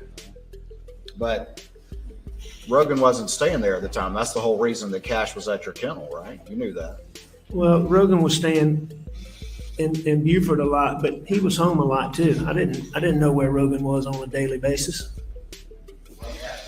About keeping his dog Cash at the kennels when he was staying with his girlfriend and working down in Buford?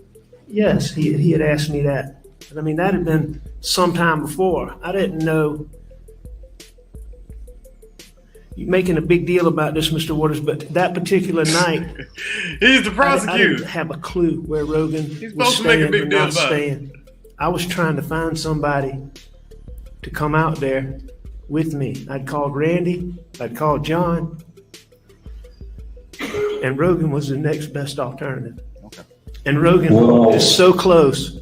I mean, Rogan, of all these kids that you've heard, Rogan, Gibson, I mean, Roro is like a Rogan. You prefer when I call him Rogan, is truly like a son to Maggie and I. And he was such a good friend to Buster, and he was such a good friend to Paul. See, that's what he tried You've been to do. through Good. everything I have. You'll see that 2 weeks or 3 weeks prior to this, I ran out of gas. He'll try to just go to talking and rambling and all that. Nobody's disputing any that Rogan would have helped you. Let me keep playing this. Around Paul when you walked up. Blood. Anything else? I mean, there were some body things, yes, sir. I mean, like any other evidence? I know you said the phone fell out of the pocket, but did you see anything else that didn't belong or shouldn't belong or that wasn't part of Paul? No, sir, not. No, nothing. No, sir. How about Maggie? No, sir. You didn't see anything around them? What made you come out here tonight? I went to, my mom's a late stage Alzheimer's patient. My dad's in the hospital. My mom gets anxious when she does. I went to check on. Play that again. You said I was at the house.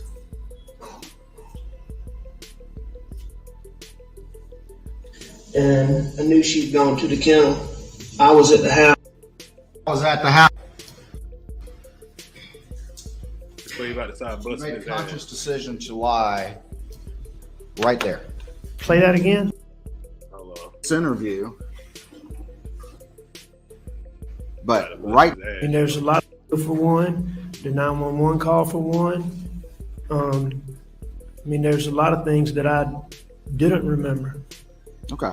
But right then and there, just not long into this interview, you made a I see what you mean, Lion Locks. He didn't admit to murdering his wife and son, but the way that OnStar GPS data set up, it shows that he was right there when they was killed. So he might have not have killed them. He could have had somebody come in and do it, but he was there.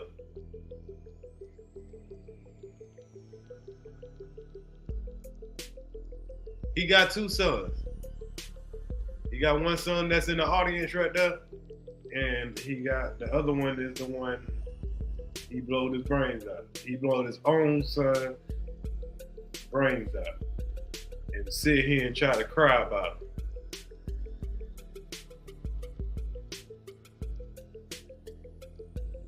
That's what's amazing to me. He want to be free after he did all this. right there. Play that again. You said I was at the house.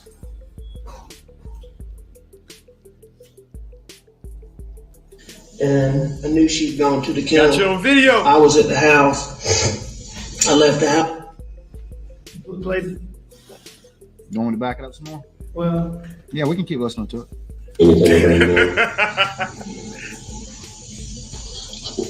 what made you come out here? Yeah, we can still listen to it. I went to, We can hear my many mom's a times. late stage Alzheimer's patient. My dad's in the hospital. My mom gets anxious when she does. I went to check on them and Maggie. Maggie's a dog lover, and she fools with the dogs. And I knew she'd gone to the kennel. I was at the house. You want to hear it again? No, sir, but I don't So you made a conscious decision to lie right there, this early into an interview, sitting in the front seat, correct? I don't believe so. You didn't make a conscious decision to lie? I don't believe that. I don't believe that was lying at that point. Okay, tell me why not. Because Maggie had gone to the kennels and I was at the house. Okay. So you think you were that was not a lie at that point? I don't believe so. At what point did you decide to lie? I'm not sure, but it was in that. It was in this interview? I believe that it was. Okay, was this interview where you're sitting in the front seat? Well, Lion Locks, why answer what this prosecutor is saying? Why just sit there and lie about a situation where if you're innocent, you can just tell us the truth? There wasn't no trick question. He just consciously got right there and lied to them folks.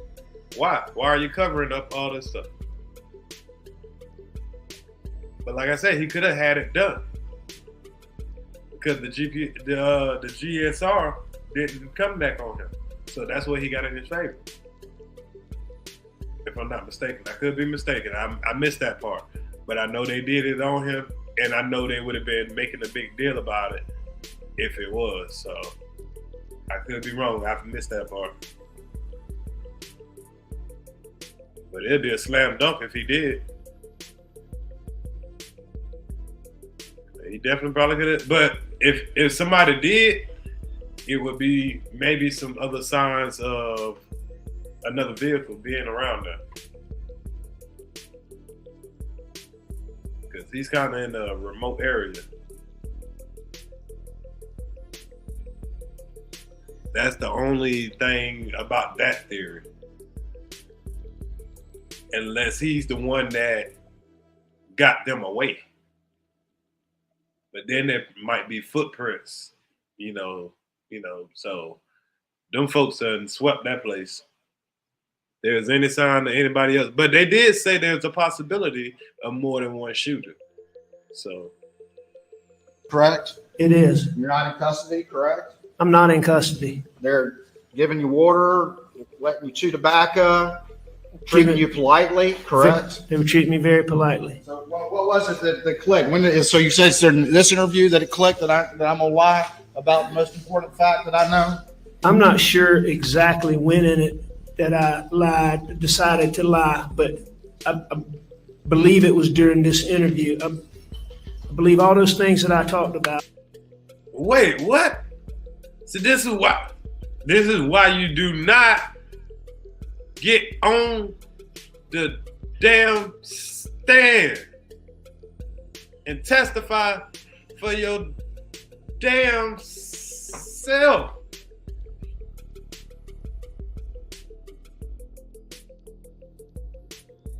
Because now you under pressure. Look at everybody's face. They're like, huh?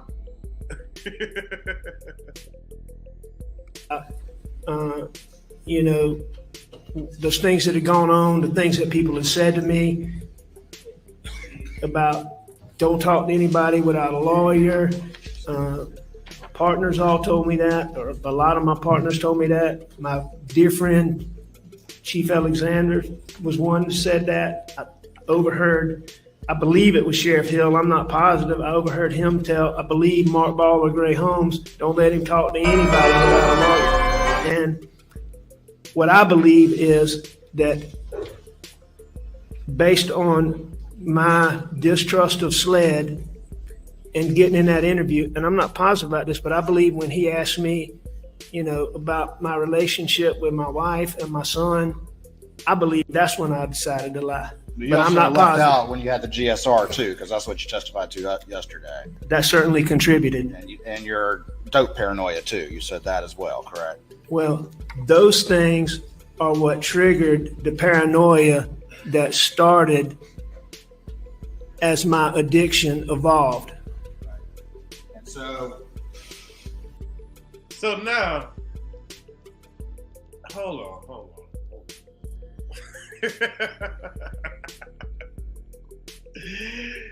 He just made an excuse of why I can lie to the police. He said, nah, I was on that dope. Yeah, that's why I told him that. In a sophisticated way.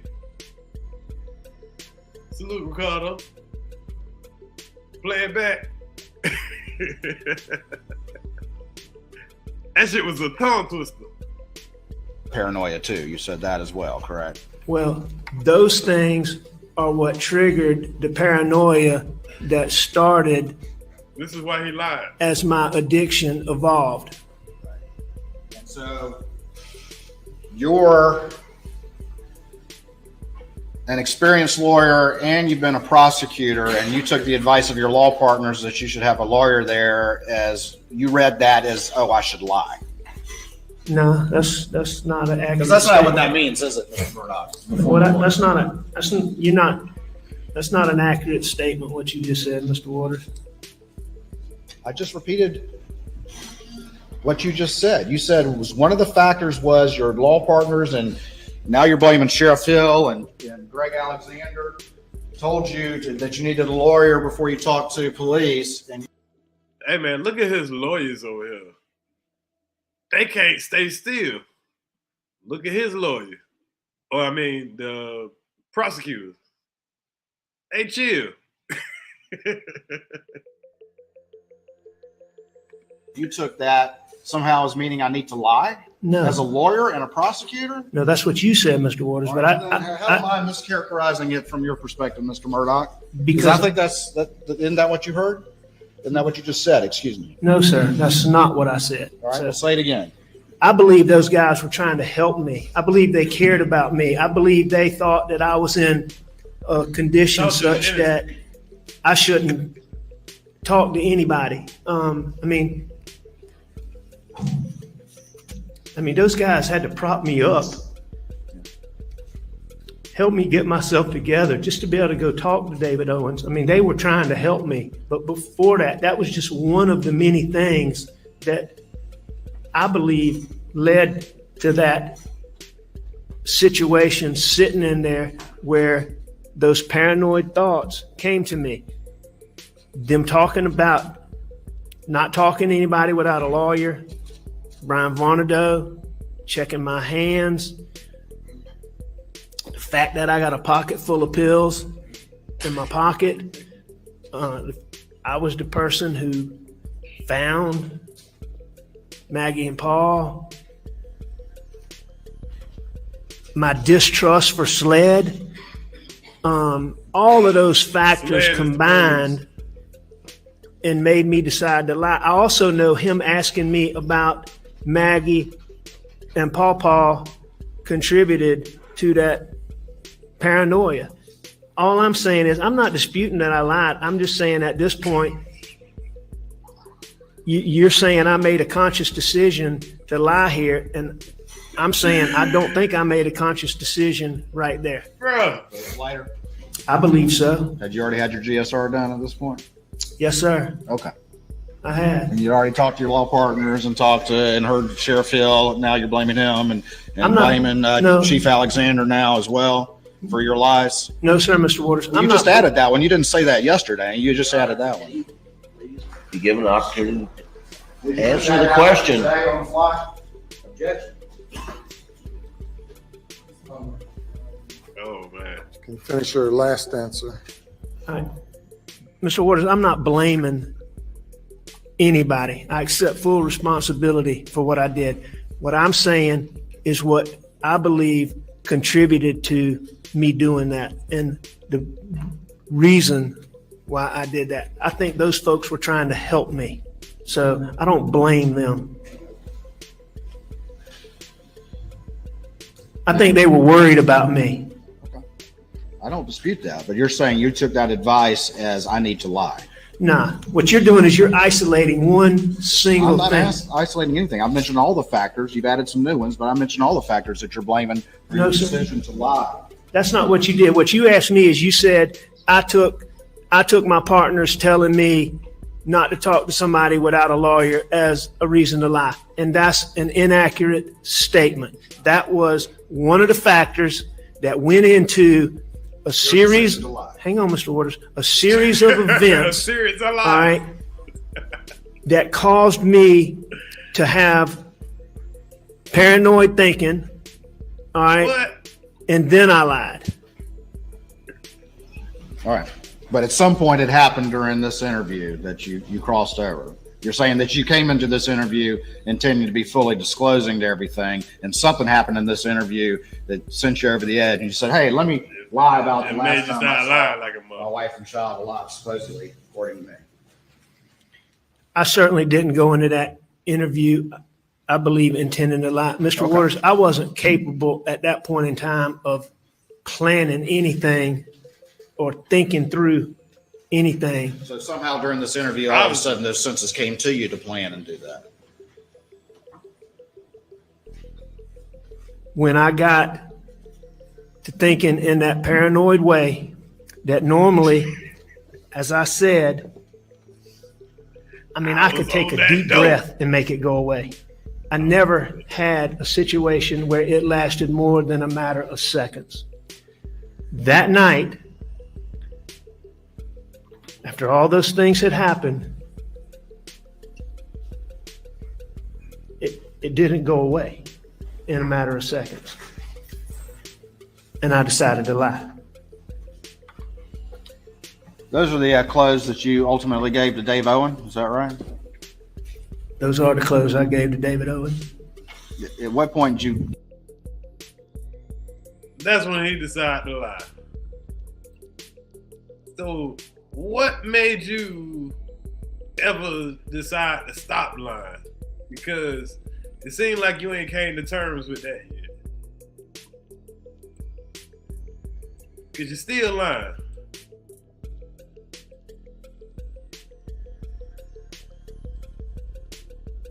And this prosecutor making sure he point that out.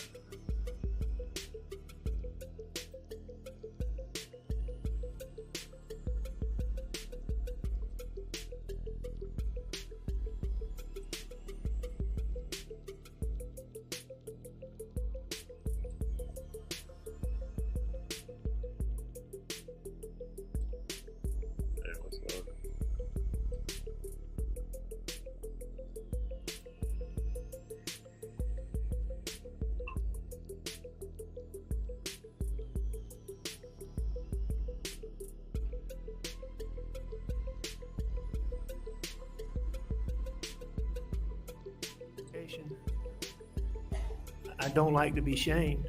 Prospect of humiliating the legacy is an extraordinary provocation to you, isn't it, Mr. Murdaugh? What do you mean by extraordinary provocation? It affects you deeply. Let me find that video. Biggest concern, is it not? No, that's not my biggest concern.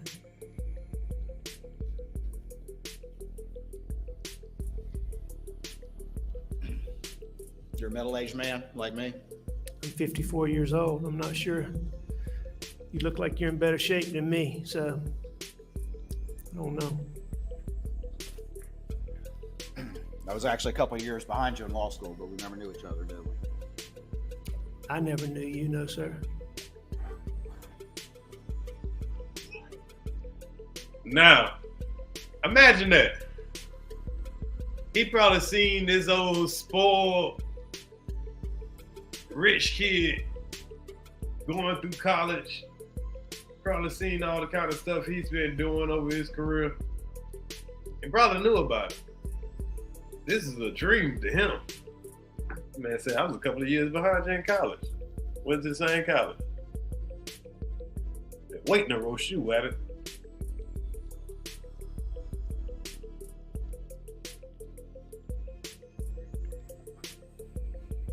Had a very successful career up until this point. You know, I think he. And the answer to that he is did no, that Mr. for a Waters. reason. I was an addict for more than 20 years. because his only defense is, just believe me. I didn't do it. I know I was right there. I knew I lied. I tried to tell the caretaker to say that I was there a little longer than I really was. You know, I lied about being at the kennels 2 minutes before my family died. I lied and tried to fake that somebody tried to kill me, paid somebody to shoot me in the head. I lied about that too, yeah. I lied about how my old housekeeper died, stole from her kids, millions from her kids. Yeah, I lied. I lied to so many clients that my job had to fire me. Yeah, I lied about that too. But who killed my wife and son 2 minutes outside the realm of me walking away from what you got on actual camera? I ain't lying, I ain't do it.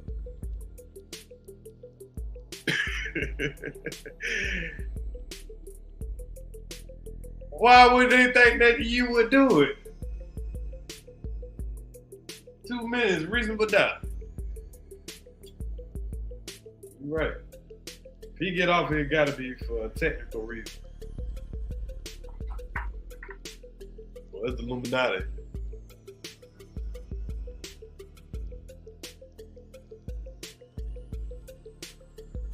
Well, in a perfect world, here, Line Locks, I dropped the link.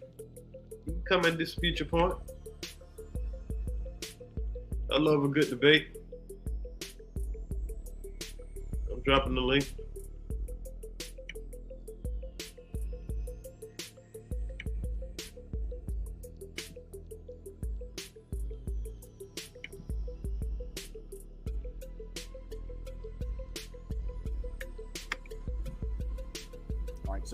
So making millions of dollars over a decade is not having a successful career. Is that what you're going to tell the jury? No, that's not a successful career when you.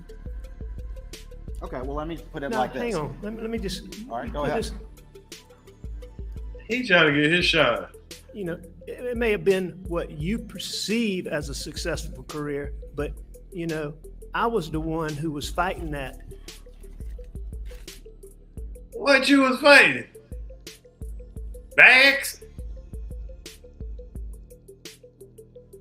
What? You was attorney. You was doing the attorney.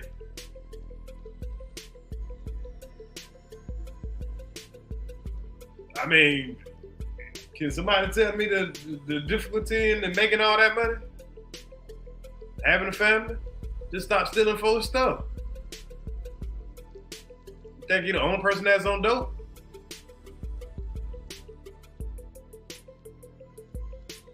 I was addicted to opioids, I'm a victim. But you probably talk shit about all the crackheads in the 90s.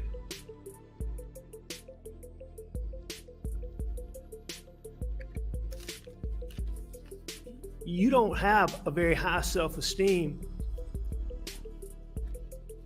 when you're an addict. So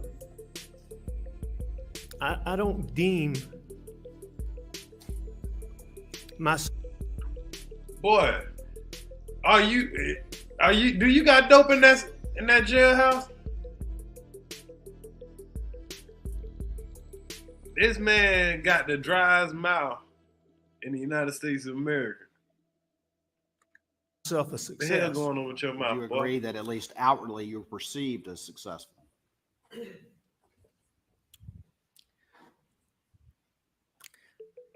I made a bunch of money, if that's what you're wanting to get at.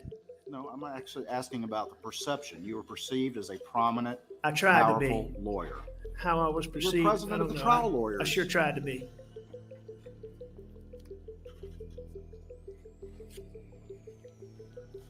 Lived a life of possessing authority.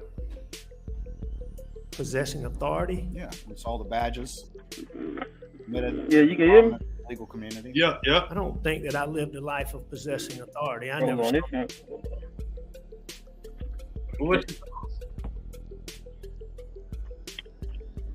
Why do you think that they don't have a what was it you said?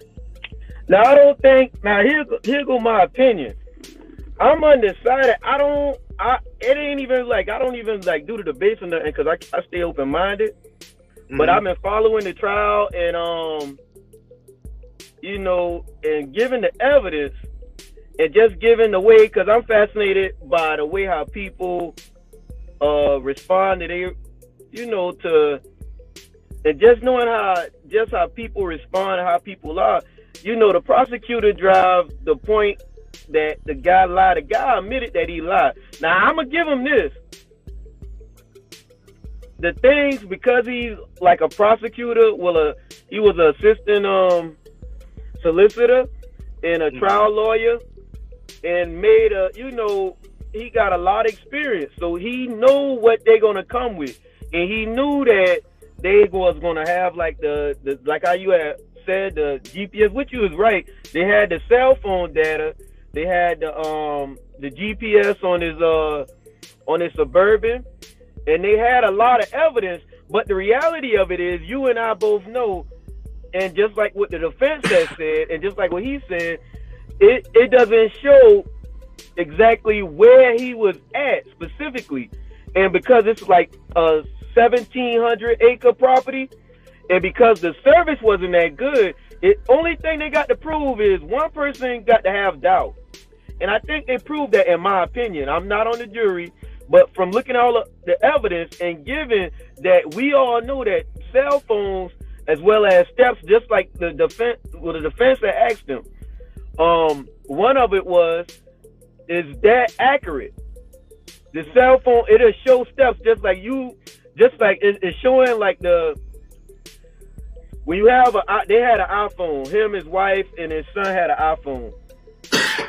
They went to the defense had a credible witness that they paid for, of course, but had a credible witness saying that, hey, look, he got all the training, all the tools, used the same equipment that the prosecutors used. And in my opinion, the law enforcement made a lot of mistakes. They made a lot of mistakes on their case. And I did say that. I said there could be a technicality problem. Yeah, I think it will be. But now that's neither here or there, because I can't, in my opinion, I can't say he did or didn't do it. The prosecutor know that, but they got to present it in such a way, because it's a lot of evidence that will point that, okay, well, he was there. Well, he probably did it. It's a lot of circumstantial evidence. There's no solid proof.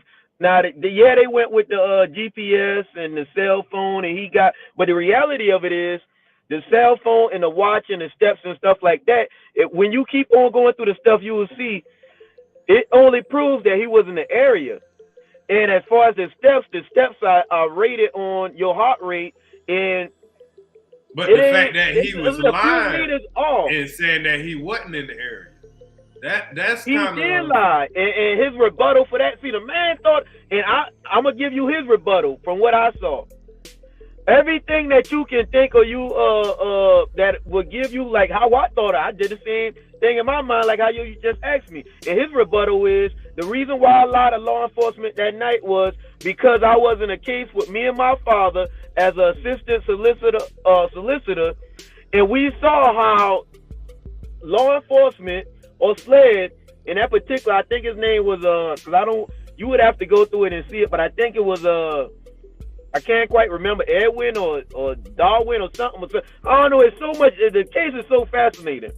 But he had said the SLED agent that actually asked him that night that he ended up talking to, and law enforcement in general, he don't trust because he done work with them and saw how they done railroad, and he gave a specific case. Now, granted, the Joker's smart. I'm gonna give him that. And he got a whole. See, the one thing about it, he been from the time he went in, and he been locked up. So he ain't got nothing but that 24 hours, 7 days. Now you fighting for your life. So what you think you gonna do? It's only human nature. You either gonna fight, and he's a fighter, or you either gonna fold up.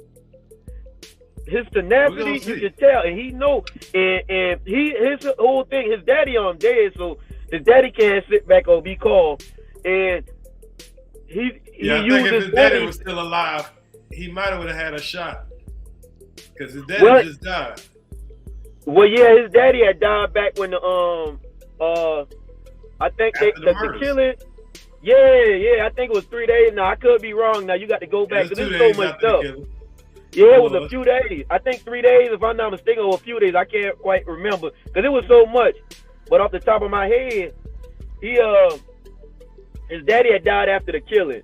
Now my thing with that is, and he's bringing enough reasonable doubt on the simple fact in my mind, if you have an open mind. He said, like in 2008, like a lot of people, he had financial issues. And he had to take the burden of those issues with his business partners with the different real estate ventures that they had. Well, that kind of explains why he was stealing money, but it doesn't still give him a pass to blow his son's brain out and kill his wife too. Well, the reason so why he had all the reasons to be pissed off and, probably do something crazy. Like, I don't blame him for trying to get somebody to kill him and do the insurance fraud and all that.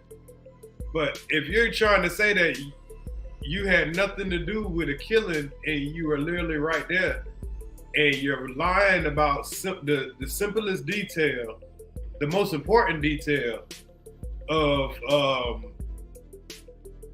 was you at the kennel? And when the last time you seen your wife and kid? You said 2 hours ago, knowing you just seen them less than 5 minutes ago. He said he lied because he was on pills. That's why I was about to say, but my train of thought, and but he said that he said his reason behind that is that he lied because of law enforcement, because the case that him and his daddy was working on, and that they saw how law enforcement. So before I get back to this video, law enforcement tell me this. this. In particular, and now from my experience, my personal experience as a black man, and going through different things, having to get a lawyer and stuff like that, I can identify why he. Hold on, Lyle. Go ahead. Make yourself a juror, because we are citizens of this country. So You're say right. you're a juror right now.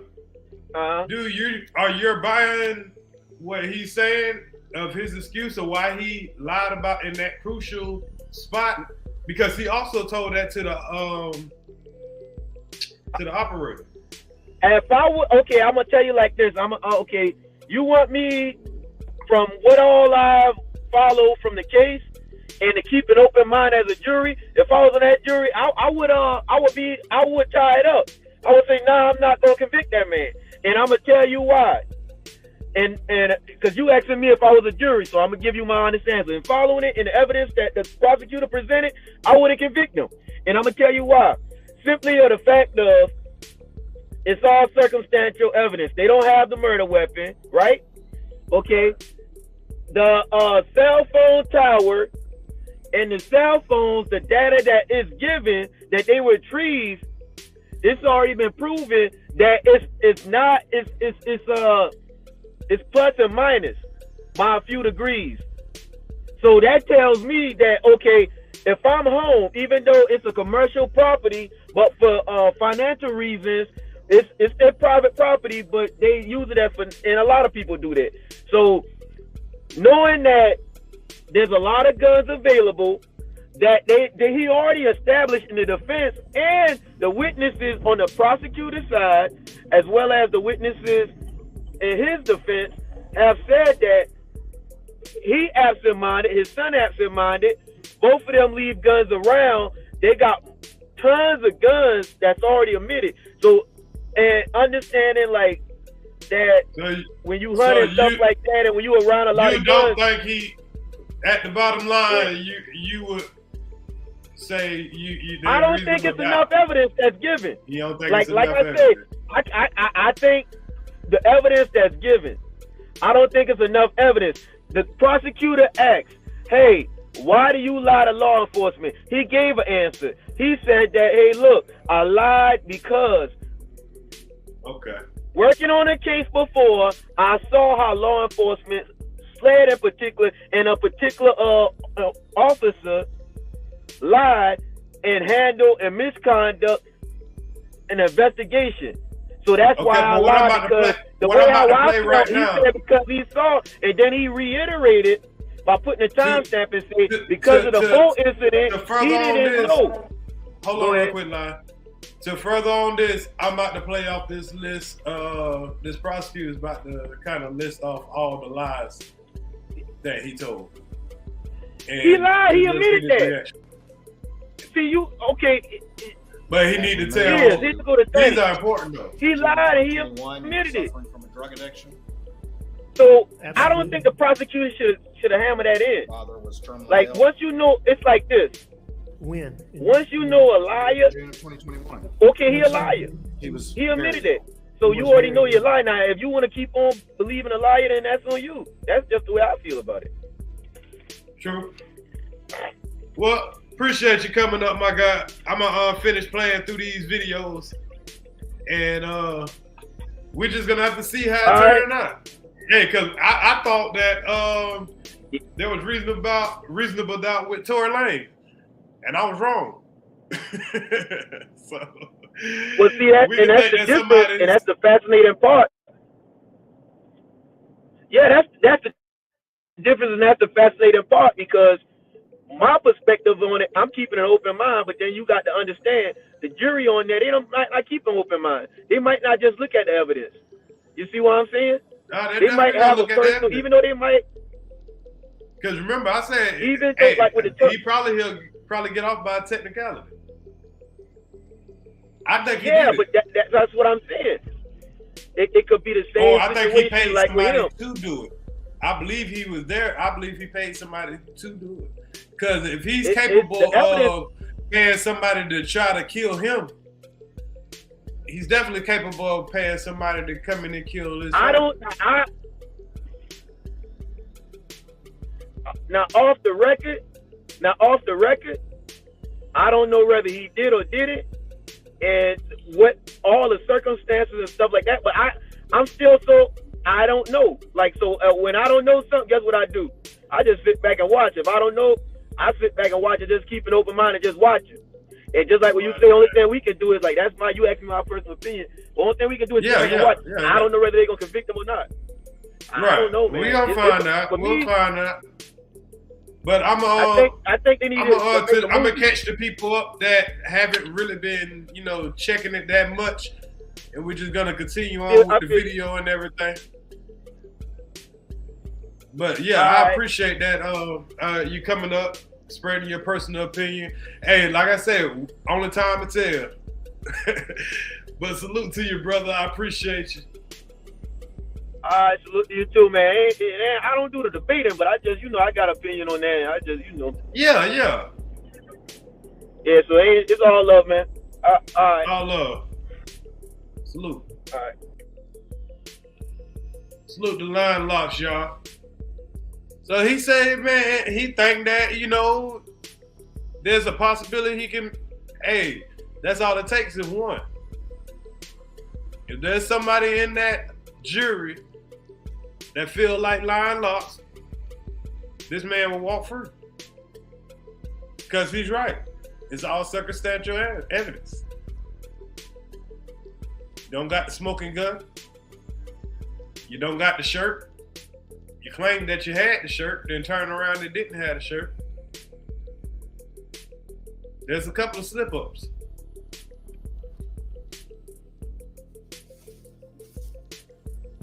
But his line does coming to a point of financial crisis. Play a factor.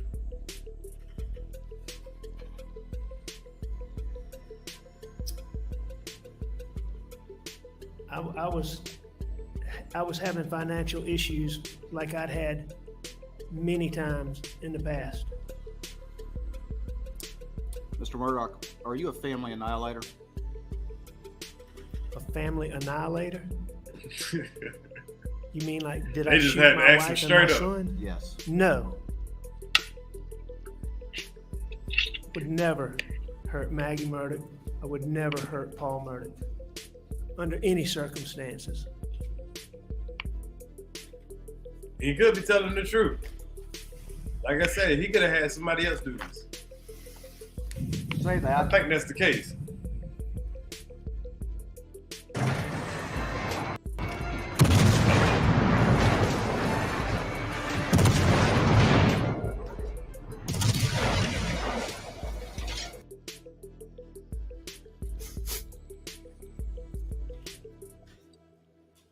Now, excuse me. like I say, if you can have cousin Eddie didn't you? try to shoot you in the head I did lie to Maggie.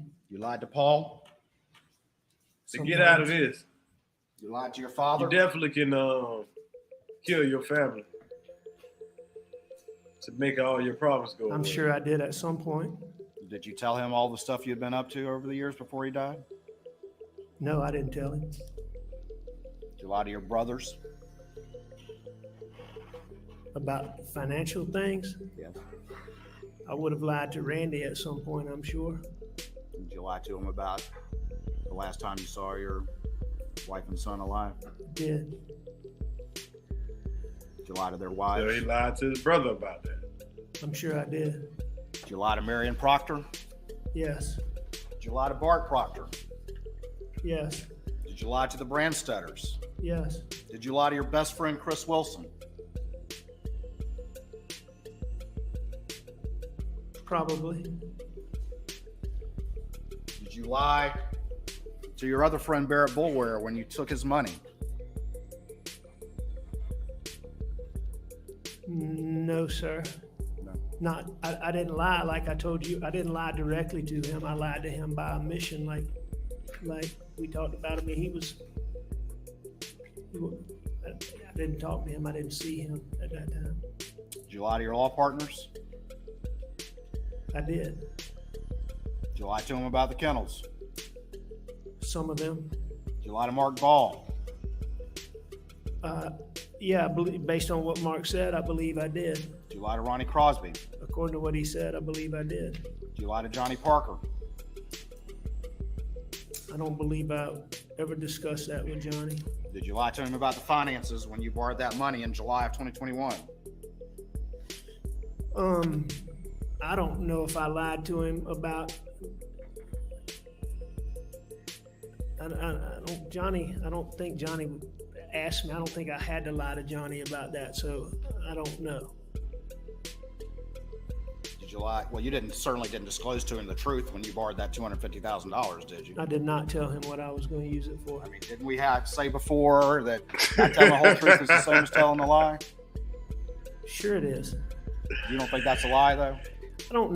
I'm just saying, Mr. Waters, I'm not taking issue with that, but I don't even know that Johnny and I mean, Johnny had loaned me money numerous times. It wasn't any long sit-down discussion where Johnny wanted to know exactly what I was doing with it. That conversation would have been, I needed it. If they checked in and asked me questions, but, you know, it had come out long.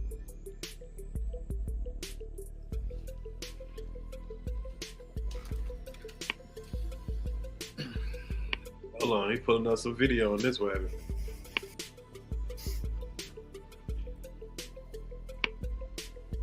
Slide through it a little bit.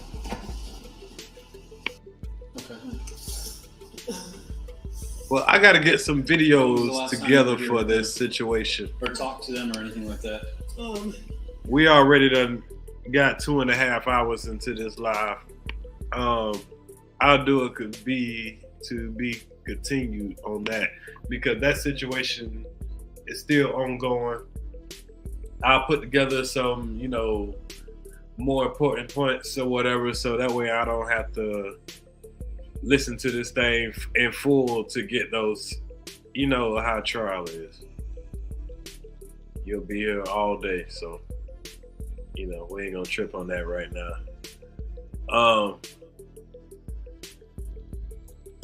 Should I do this last story? Should I do this? Yeah, I'm gonna do this last story, man. And as tragic as this story is with this brother, this dude right here, we have kids in the world that are still assaulting teachers. Now I found this story, and I can't really show y'all the video, but I'm gonna show y'all a still shot, a couple of still shots. But in this school, this kid, he brought a Nintendo Switch to school. Now, I don't know if they allow kids to bring handheld games and stuff to school now. I wouldn't be surprised.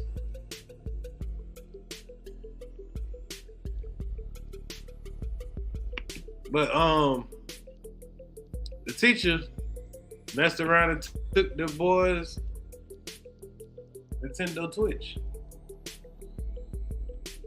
This kid is 6'6", 270 pounds.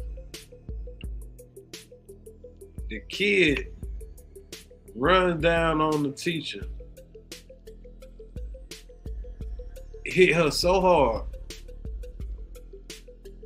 and just started pounding on this lady. It's one of the saddest things you want to see. So that's why I can't show it. But I can show you the position of where this woman is and where this kid is.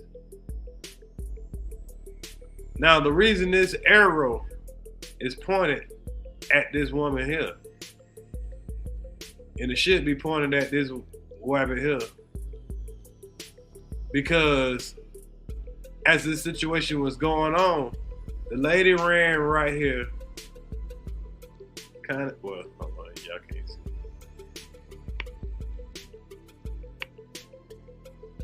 Y'all can't see my cursor. But the lady that is in the black pants in the center of in the jean jacket right here, she came flying to try to help the woman that's laying on the ground. This kid just came out. He followed this lady when she took his game. He hit her like he was on the football field. She flew to the ground and she was knocked out instantly.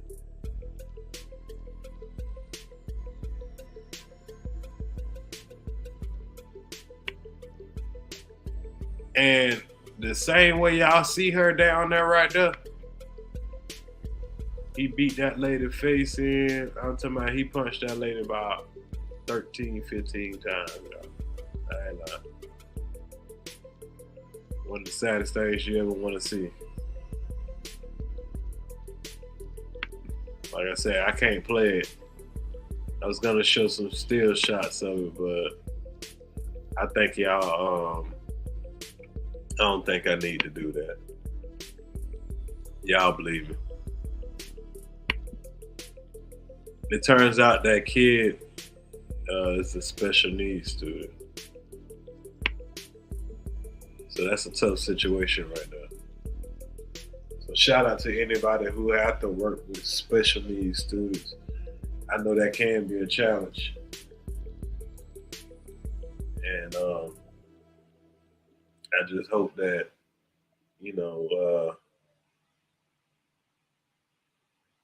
just people can be more helpful, man, because the people that stood around and watched it is ridiculous. But anyway, I'll probably set up another live for a little later. I appreciate everybody that pulled up. I'm going to pull up on Iceberg Thoughts if he's still going live. Y'all make sure y'all hit that like button. I appreciate everybody. Salute. Ears to the streets. Wickmate 912. Salute to we got out there Knowledge Power, Monica Holland. Salute to Lion Locks for pulling up. Iceberg Thoughts. Sister T, Kwame Brown. Miss Soul 17, Miss J, spread the word. All my mods. Money coming by 100 miles, you can look and tell I be having it. Ever since I jumped off the porch, I took an oath to go after it. Guacamole, that's fettuccine. In the kitchen with the stove heated, water running, money coming, I'm moving up just like Georgia Weezy. People believe it, I'm certified. Hustle hard from 9 to 9. I done took about 100 losses, but they came up by 1,000 times. This right here, that real shit. Mid time of this deal is them niggas that they love to hate. They motivate me to get the cake. Still running that sack up. Breath, point them out, make them live what they rap. Big cap niggas ain't living like that. Do the most, get too close, you a ghost. Dope is the dope, you get more than a dose. Give all that I got till it ain't nothing left. I don't need no help, I could do it myself. I'm really a chef, cook it right out of left. Run up a check till I run out of breath. Point them out, make them live what they rap. Big cap niggas ain't living like that. Do the most, get too close, you a ghost. Dope is the dope, you get more than a dose. Give all that I got till it ain't nothing left. I don't need no help, I could do it myself. Niggas big cat like a Mexican Fiesta. Dope on the scale, you won't get no extra this way. Make your hoe do what the money say. Tell your old man he don't want it, babe. I just bought a new stick the other day. Cook dope on the stove or microwave. The neighbors don't like the J's, they keep calling. Come on. I'ma keep serving the dumb and defy the ranks. Just smell like fungus. No Q and not just the city. Keep focus my business, I'm just being honest. Keep dealers and killers among me. Wrap your ass up like a mummy. Stand that little white hood and dip on her. I feel like OJ little homie. To the plug the car, I'm alone. Send it to the Pope man. Freddie P fly higher than most. Higher than most. Try me, didn't I see a ghost? 93 OG, it came from West Coast. Time to your hoe, I just came from my throat. MOBP OG gang, oh let's go. Go take a seat, get at the kitchen, I'm cooking. Keep whipping it, long as promoters keep booking. I'm running it, you get it all till I'm done with it. Give me that reap on your block, you won't get it. Hell with the skill, got it booming like speakers. I know what I'm doing. Don't need no features, court dates and funerals, commas and numerals. Really a chef, cook it up right or left. Working my move, I need more than enough. These niggas bluff, they really not tough. Head first, running up a check till my heart start 3-point. Working on my shot, trying to get high. Swear to God, promise not to fold, never flip flop. Good smoke, good dope, busting out the zip lock. Don't think about it, you try, you might die. These niggas capping, ain't living a lie.